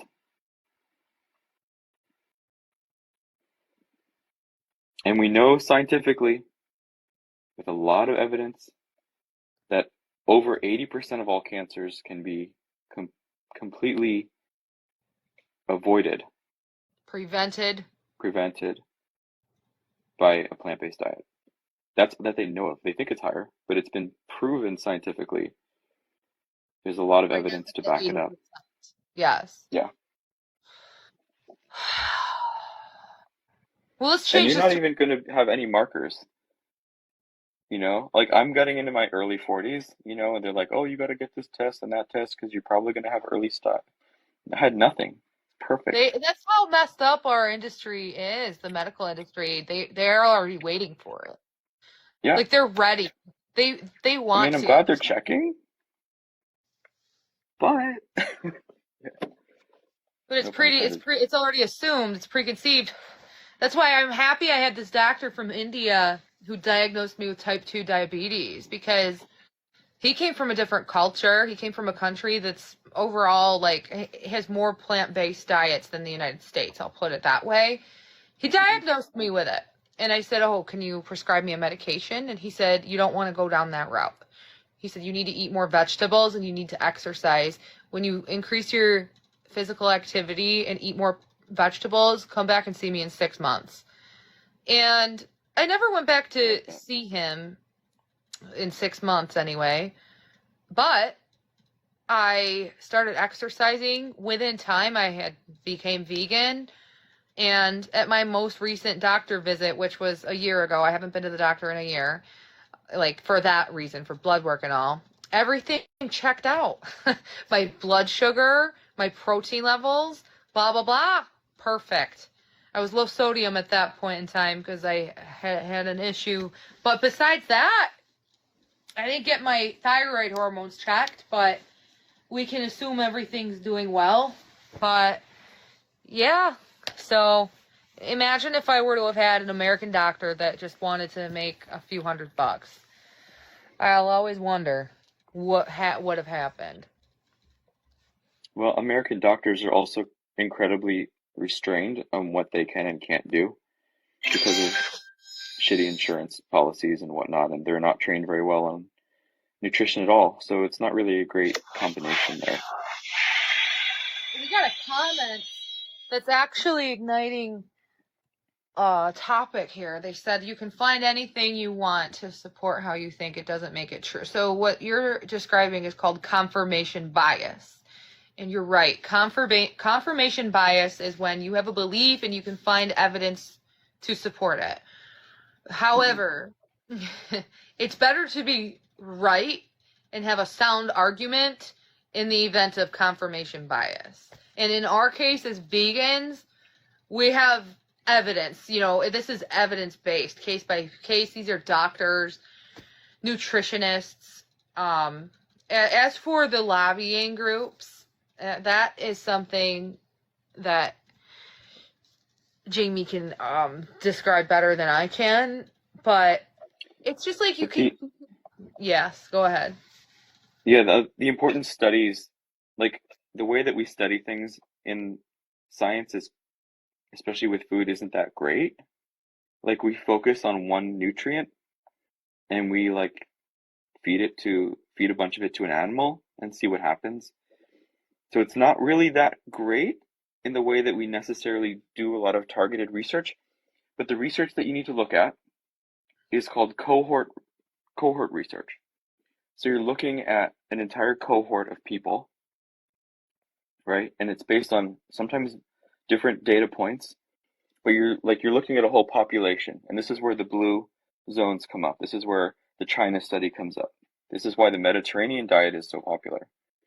Because there are so many cohort studies that show that a population of people are intrinsically seeing different outcomes based on. Oh, you're muted. It's like. Based on, it cut you off when Can you hear said me now? based on. Yes. Oh, right. So it's not just like, oh, well, if people eat beta carotene, which was a huge disaster of a research model, then they're going to have, these bonuses or these, an increase in eyesight or whatnot, and that was all bullshit. But when you look at it, like let's say like this population over 100 years ate this kind of food and saw this outcome, it's hard to refute that. It's hard to say that's wrong because people are living and breathing that example. Mm-hmm. So you also have to pay attention to the kind of research that you're looking at. Yeah, and it's so unfortunate that we are in the United States right now where the basic American diet consists of. It's called SAD. What's that? Standard American Diet. Yeah, it is. And what does it consist of, Jamie? Processed foods, predominantly from animal products. You have hot dogs, burgers, steaks, milk, cheese, crackers, ice cream, and even the people who claim they're eating healthy are eating tuna salad mixed with mayonnaise on processed wheat bread with a slice of cheese. And what's happening as this massive group of Americans are living off of the standard American diet. Let's look it up. Let's look up the number of humans in the number of Americans right now with heart disease. And contributing factors to heart disease are the standard American diet paired with limited physical activity. 16.3 million Americans older than age 20 are diagnosed with cardiovascular disease. Now let's see how that compares to the second leading cause of death, colorectal cancer. Yeah. 1.8 million. And then let's do type 2 diabetes. 38.5 million Americans with type 2 diabetes. And so I would say those numbers are large, and that kind of compares to what he just explained. I'm sorry your brain hurts and you can't listen anymore, but this person thinks that we're doing confirmation bias, essentially. Numbers don't lie, period. If you step on the scale before you go vegan and you're obese, and you go vegan for a year, focusing on vegetables, nuts, and lots of water in place of sodas, chocolate milk, and Sunny D, and you step on the scale a year later, you're probably going to lose 40 pounds, so much cholesterol, and cure yourself of a lot of ailments that you had 1 year prior. Right. And if you want, like, if you are interested in looking up, like, the scientific research behind it, like, if you look up the T. Colin Campbell School of Nutrition, they basically have a whole bunch of free resources that's through Cornell of tons of articles, cross-referenced, and from different sources. And if you take their course, they don't actually tell you what to do. They don't say, this is the way. They're not going to pull the Mandalorian on you. They're going to give you a whole bunch of different things and say, look, here's all the evidence. Each one is a little bit different. We don't know exactly why X, Y, and Z is happening necessarily, but here's what it looks like in the cohort. Oh. And then this is what you can do to further your own knowledge and move forward. But we do know from everything that's going on that it is intrinsically healthier. We don't necessarily know why. And we're telling you that at least be plant-based because we want to help you. We want our country to thrive. Thank you, Bug, for the gift. We aren't doing this with malicious intent. When vegans tell you the time is now, we're doing this for your best interest and the planet's best interest. And let's get on the topic of animal suffering. Let's do it because people always assume vegans are here to fight for the animals, and we are here for the animals, but there are so many other benefits to being vegan other than saving millions and billions of animals per year from abuse. But let's talk about it. Let's talk about animal cruelty. Let's talk about what a natural life of a pig should look like. How many years they're expected to live. How they're expected to reproduce. The conditions and the climate they're designed to live in. And how that compares to what we do to pigs now. And how intelligent of a species pigs are. Smarter than dogs. They're smarter than dogs. Yep. They're very family based. They stick together. Right. I mean, it's They're hard to say because furry. pigs are domesticated, but wild pigs, they'll live for 8 or 9 years, I think, right? Or longer. Yeah, they're furry.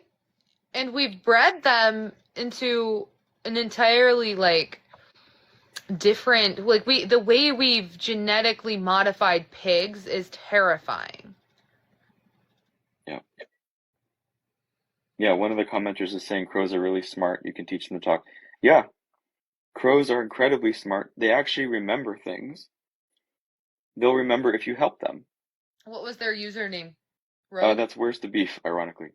Oh, So, okay. yeah, crows actually, there's a lot of examples of people helping crows, and then the crows will come back and bring gifts and things like that. It's pretty amazing. Yeah. Yeah, birds. We forget, birds are part of this suffering as well. And Right. when we say free ranged, that doesn't mean we take them out of the cage and just leave them in an empty factory to topple all over each other and marinate themselves in fecal matter. Do you really want to put an animal doused in fecal matter into your mouth, into your body?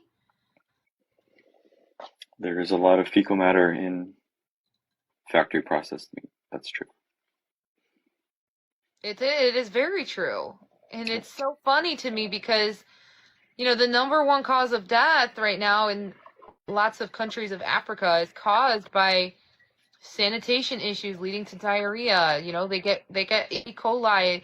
They suffer from this food poisoning or from bacteria infested water because they don't have water filtering systems, and they die because of diarrhea and they get dehydrated.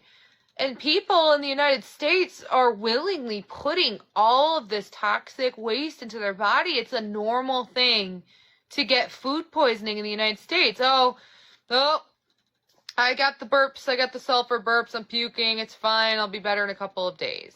Is that really what you want for yourself in a developed nation with fresh produce available to you that isn't going to contaminate your organs?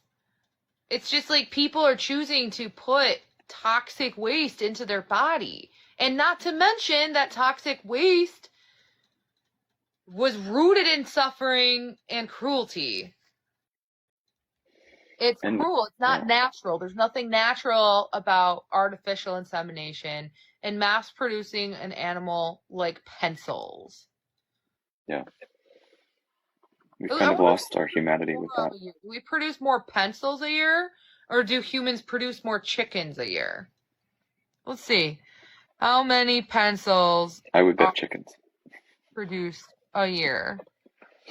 14 billion pencils are produced a year. Now let's see how many chickens are produced a year. And I think this would be a great comparison. How many chickens are produced a year? 9.2 billion. So if you really compare, I don't know, let's see, pots and pans, inanimate objects, shoes, come on. How many Nike shoes are produced a year compared to chickens? Is that what we want to do with a sentient being? It's dystopian. And the worst part is that if you believe in God and you're religious, you should pray that reincarnation isn't real. What if, the scariest part about being vegan is, what if you have to wake up as every single animal product you've ever consumed? And you really think deep about this, because if you look at a gallon of milk, that's not milk from one cow. That's not one cow suffering. That's thousands of cows' milk who's compiled into 1 gallon. And how many cups, how many animals' bodies have been in your body? That's a scary thought if you're a religious person and you believe in reincarnation and karma. And it could happen to me, because I've had animals before I was vegan.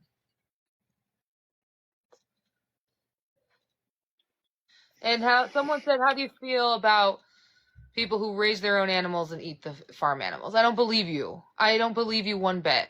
I believe that you raise your own farm animals and eat them, yeah. But I also believe that you go to the store and you purchase cookies or Oh gosh, ice cream. You purchase toaster strudels. You purchase things that aren't raised on your farm on a daily basis or a weekly basis. So it's debunked. You don't buy cookies and ice cream from the store. Okay, so you're telling your farm isn't able to sustain 1 year's worth of groceries because your farm probably has 10 cows, 20 chickens, and a couple of goats or whatever it is you have on your farm. It's not realistic for one person's farm to sustain a year's worth of groceries. And if you're telling me you don't go to the store to buy sour cream and onion chips, you're full of shit. It's a crock of shit. And even if you want to argue you're eating healthy, don't tell me you make your own mayonnaise and you have a year's worth of mayonnaise that you created and produced from your own farm. I don't believe you.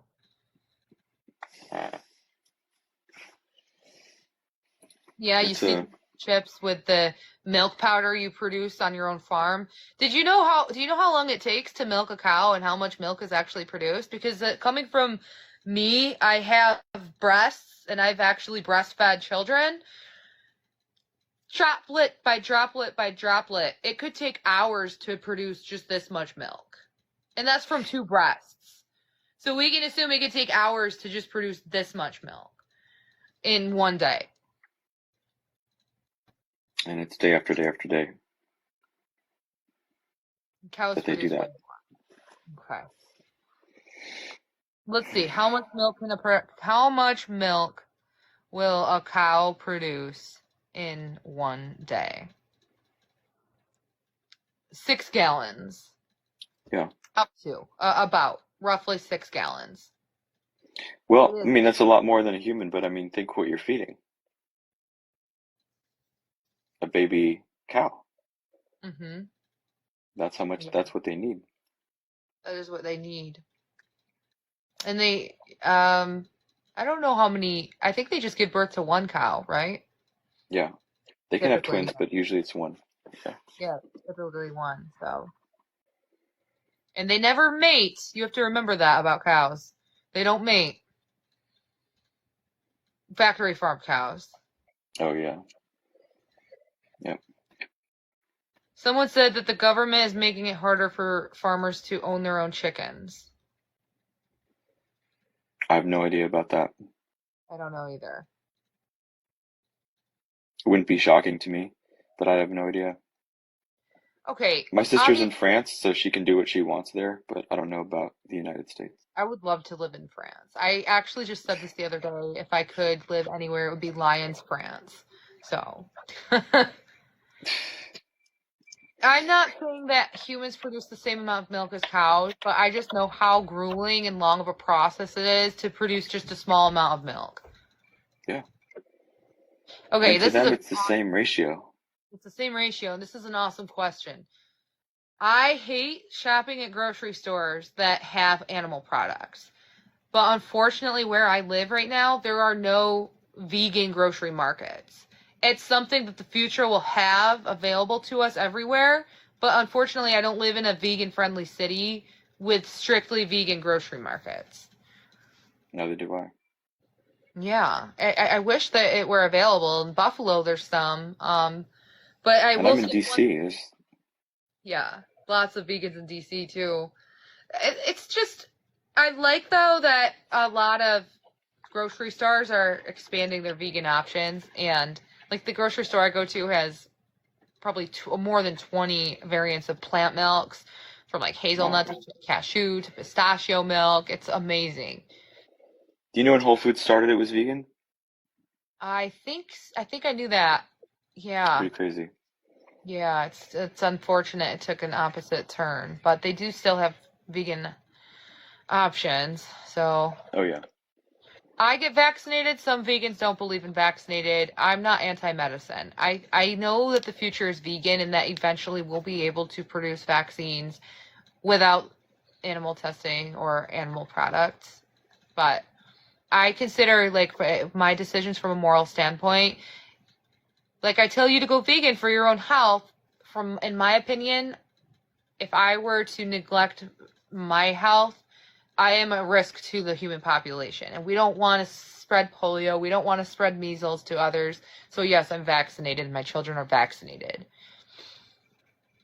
I don't know if he agrees with me. It's fine. Some vegans are anti-vaccinations, but I'm not. So I would say it depends on the vaccination, but from a standpoint of like efficacy and its negative effects on you, I mean, every vaccine, if like polio, for example, absolutely, like rabies, tetanus, those are absolutely necessary. Um, but the flu I think shot, no, I don't get flu the sh- flu. it's a crapshoot anyway, whether they've selected the right strains of the virus that year. Yeah. But anyway, I generally muscle test it. Like I'll test it to see if the person would benefit from a vaccine or not before I would say you should not or you should get that. So I'm not going to make a blanket statement. Everybody's going to be different. Well, I have to end this, but this was a really awesome live stream. Do you care if I repost segments of it just to like spread some educational info and just like common questions for vegans? Do you care? No, of course not. Okay. Thank you. If you ever want to do this again, we can set it up just like this. And Let's do it. I think it's awesome that I have another vegan to chat with and just uplift the platform, and not so much harping on all of you, but answering your questions as best as we can. It was fun. Thank you. Did you want to say anything? Any final last words? Follow your heart. If you feel uncomfortable eating meat, answer those questions that you need to ask yourself. Don't be afraid. And you'll find the answer. You know the answer inside already. I like that. Go with your gut. Literally. Yeah. Thank you. Before it gets cancer. Yeah.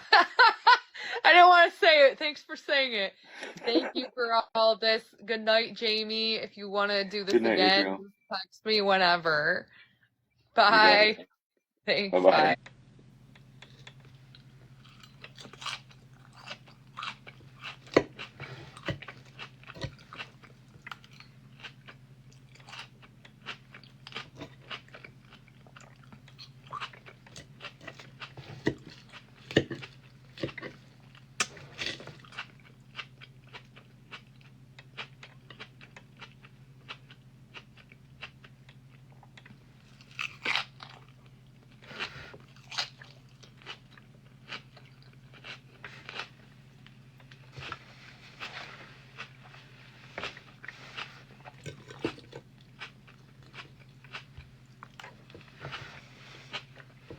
Me, Aries.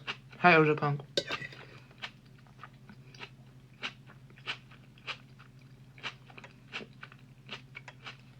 I never finished my salad from earlier.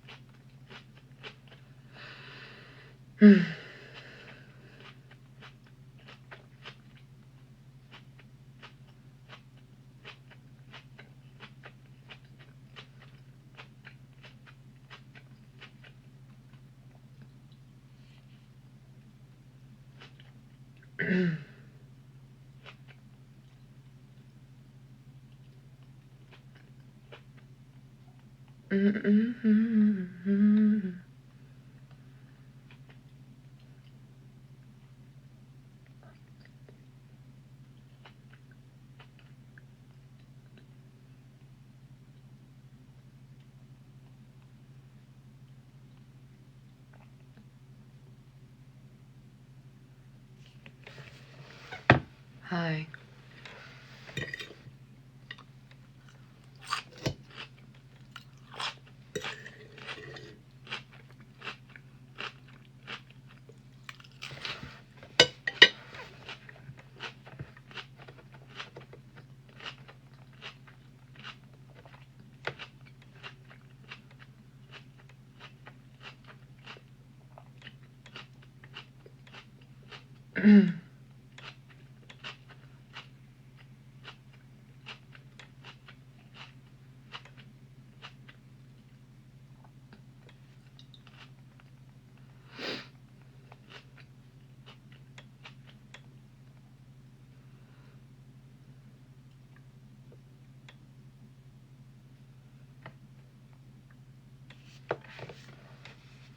Hey.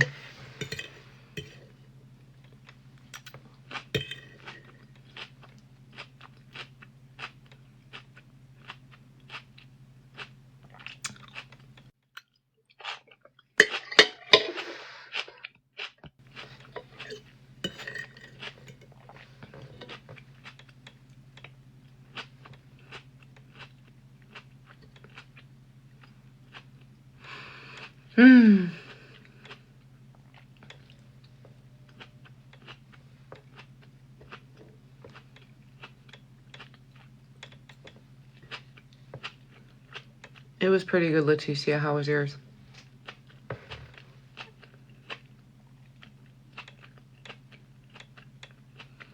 There was no snow.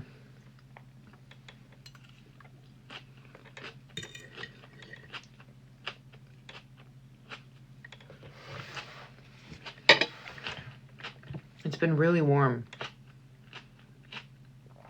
I'm looking at the forecast. Yeah, it's just gonna be like a warmer winter to start. Really weird.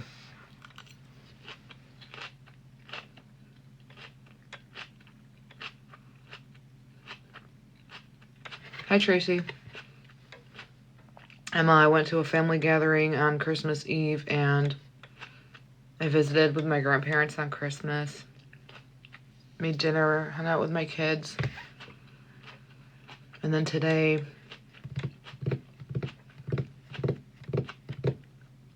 my ex took my 2 daughters shopping with their Christmas money, but then he ended up spending his money and told them to save their gift cards. That's exactly what I do. And then, yeah. And then my daughter opened her presents here, which they thoroughly enjoyed because they were bouncing off the walls all night.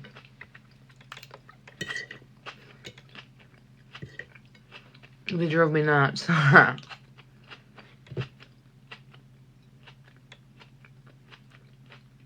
Damn, Leticia, I'm sorry.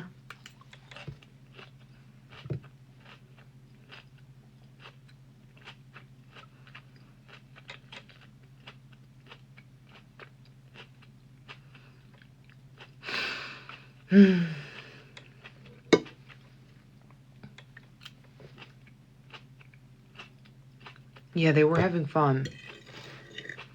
They got these, like, horse toys. And I didn't realize that there's a button on the horse toy that makes it go... And it's so, like...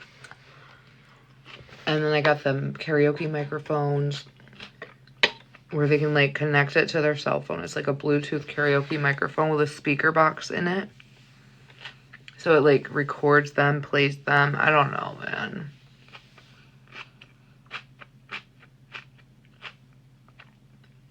I'll take the 1,024 roses. Ah.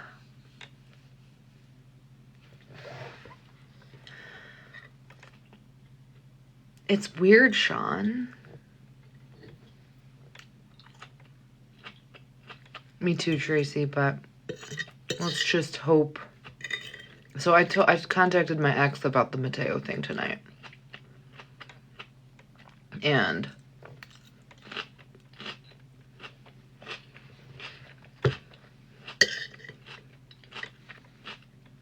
My ex says the same thing he said from day one. He's like the type that he rarely changes his mind.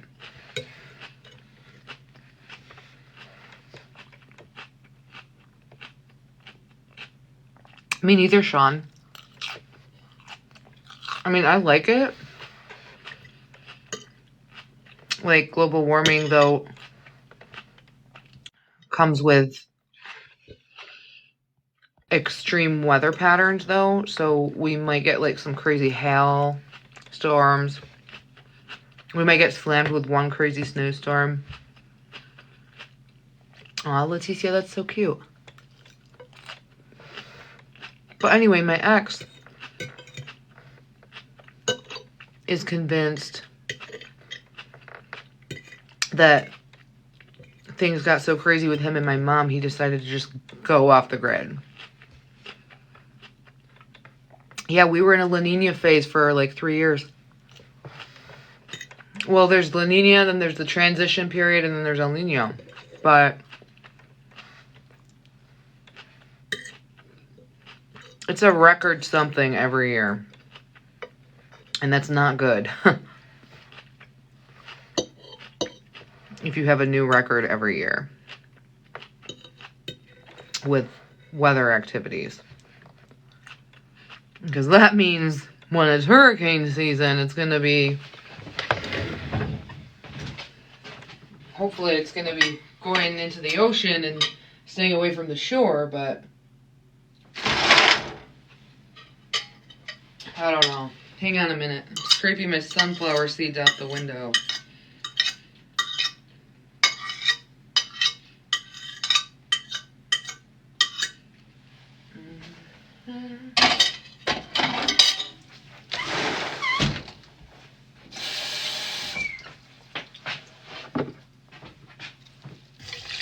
Also drinking some water.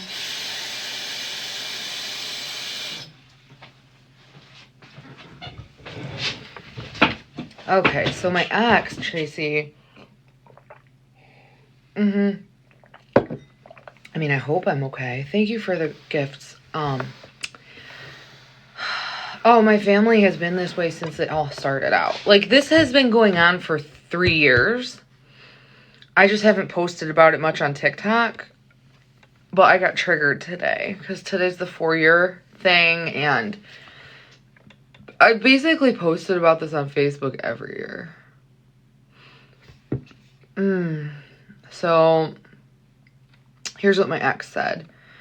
You always said that, but I'm sure this guy isn't missing. He just never wants to be found by that crazy beep again. I don't think someone would go as far as to quitting their job, but you never know.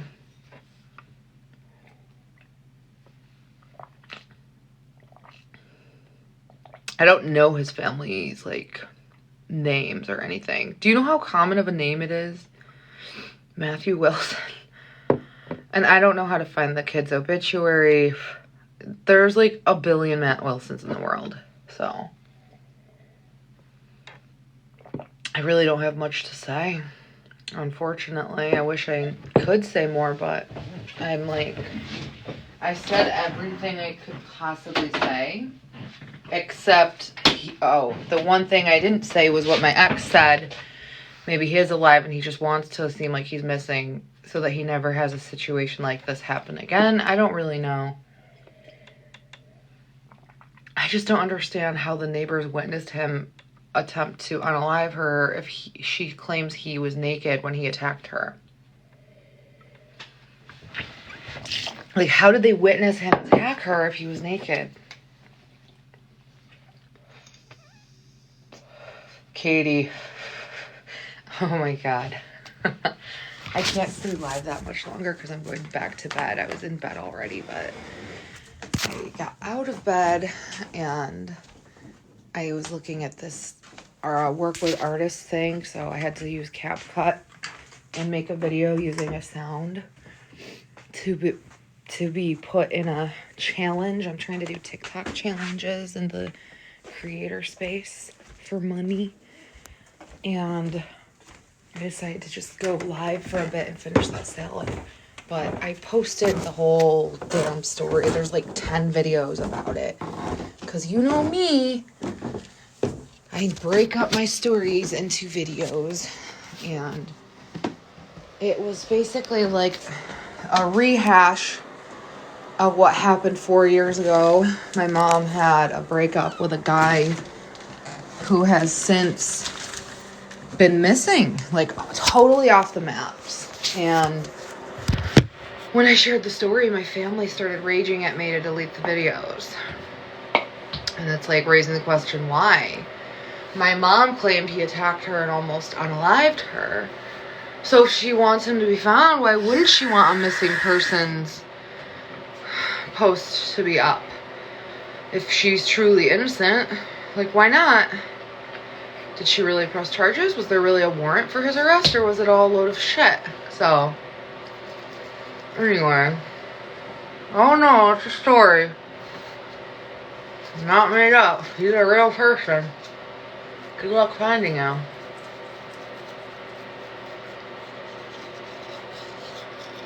The world is big, but I feel like the internet is smaller. So if he is alive, I'm sure someone will come forward soon and prove it.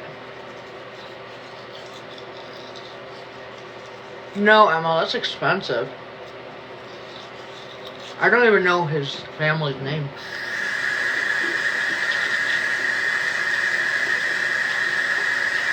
I don't even know if he's really from Phoenix.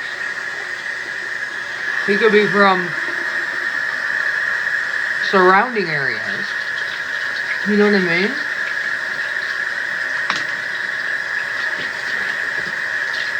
Like I say, I'm from Buffalo area, but I'm really an hour away. So when someone says they're from somewhere, you don't really know if that's specifically where they're from. They could be from the area, but just from far away. It was April of 2019, I'm almost certain. April. It was right around my birthday. I think it was April 7th. April. Could have been May, but I'm almost positive it was around April. But I have to pee, so I'm going to pause this. But I remember the brother's last name was Will. Could have been May, but I'm almost positive it was around April. But I have to pee, so I'm going to pause this. But I remember the brother's last name was Wilson.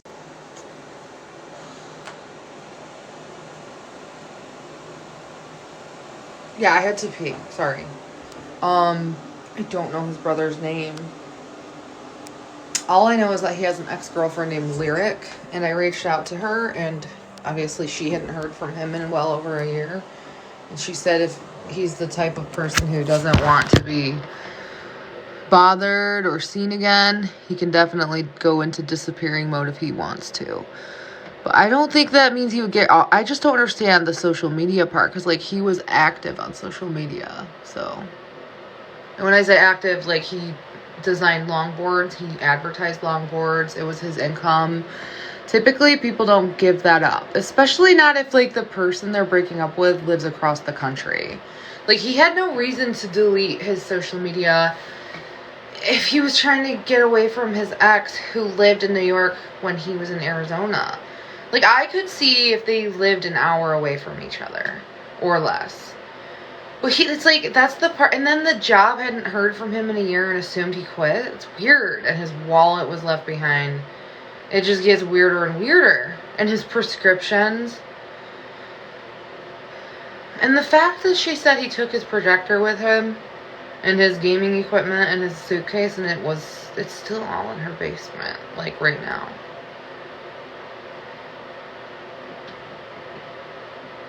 I have no idea. All I know is if he passed away, someone would have a fingerprint into their phone, or he's not passed away and he's in hiding. Either way, I'm sure if the video gets enough traction, we'll figure out where he is. It's just like one of those things. It's the anniversary date And it just makes me wonder, where did he go? Where is he? It's December 26th. It's been 4 years. Where'd he go? Because I'm not buying it. I can't go to her house and go in her basement. I mean, I have. But obviously, today would not be... after posting these videos, she's not gonna... Why would she... I'm not talking to my mom right now anyway. I don't know. You gotta watch all the videos, like, briefly go over that. I gotta go to bed, I'm sorry. I'll see you guys live tomorrow when I make coffee and dry my hair. I don't know any of this, but you have to remember, this is a guy she met on the internet who lives across the country. Who I don't know, so... And at the time she met him, he was what, like 23, 22? I don't fucking know. Yeah, her neighbors didn't see him attack her. According to her story, he attacked her in the house while he was butt naked. And she alleges that he was butt naked, threw on a robe, and drove off naked under a robe. So it's like, so... It almost is believable how far... Like, it's kind of hard to make that up, right? Like, I feel like if you get attacked, you're not gonna lie and say he was naked. Like, who makes up a lie like that? It makes me feel like it's true and he might just be missing.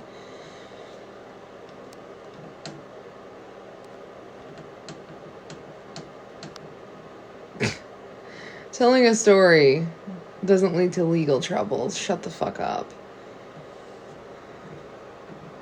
There are no street cams on that street.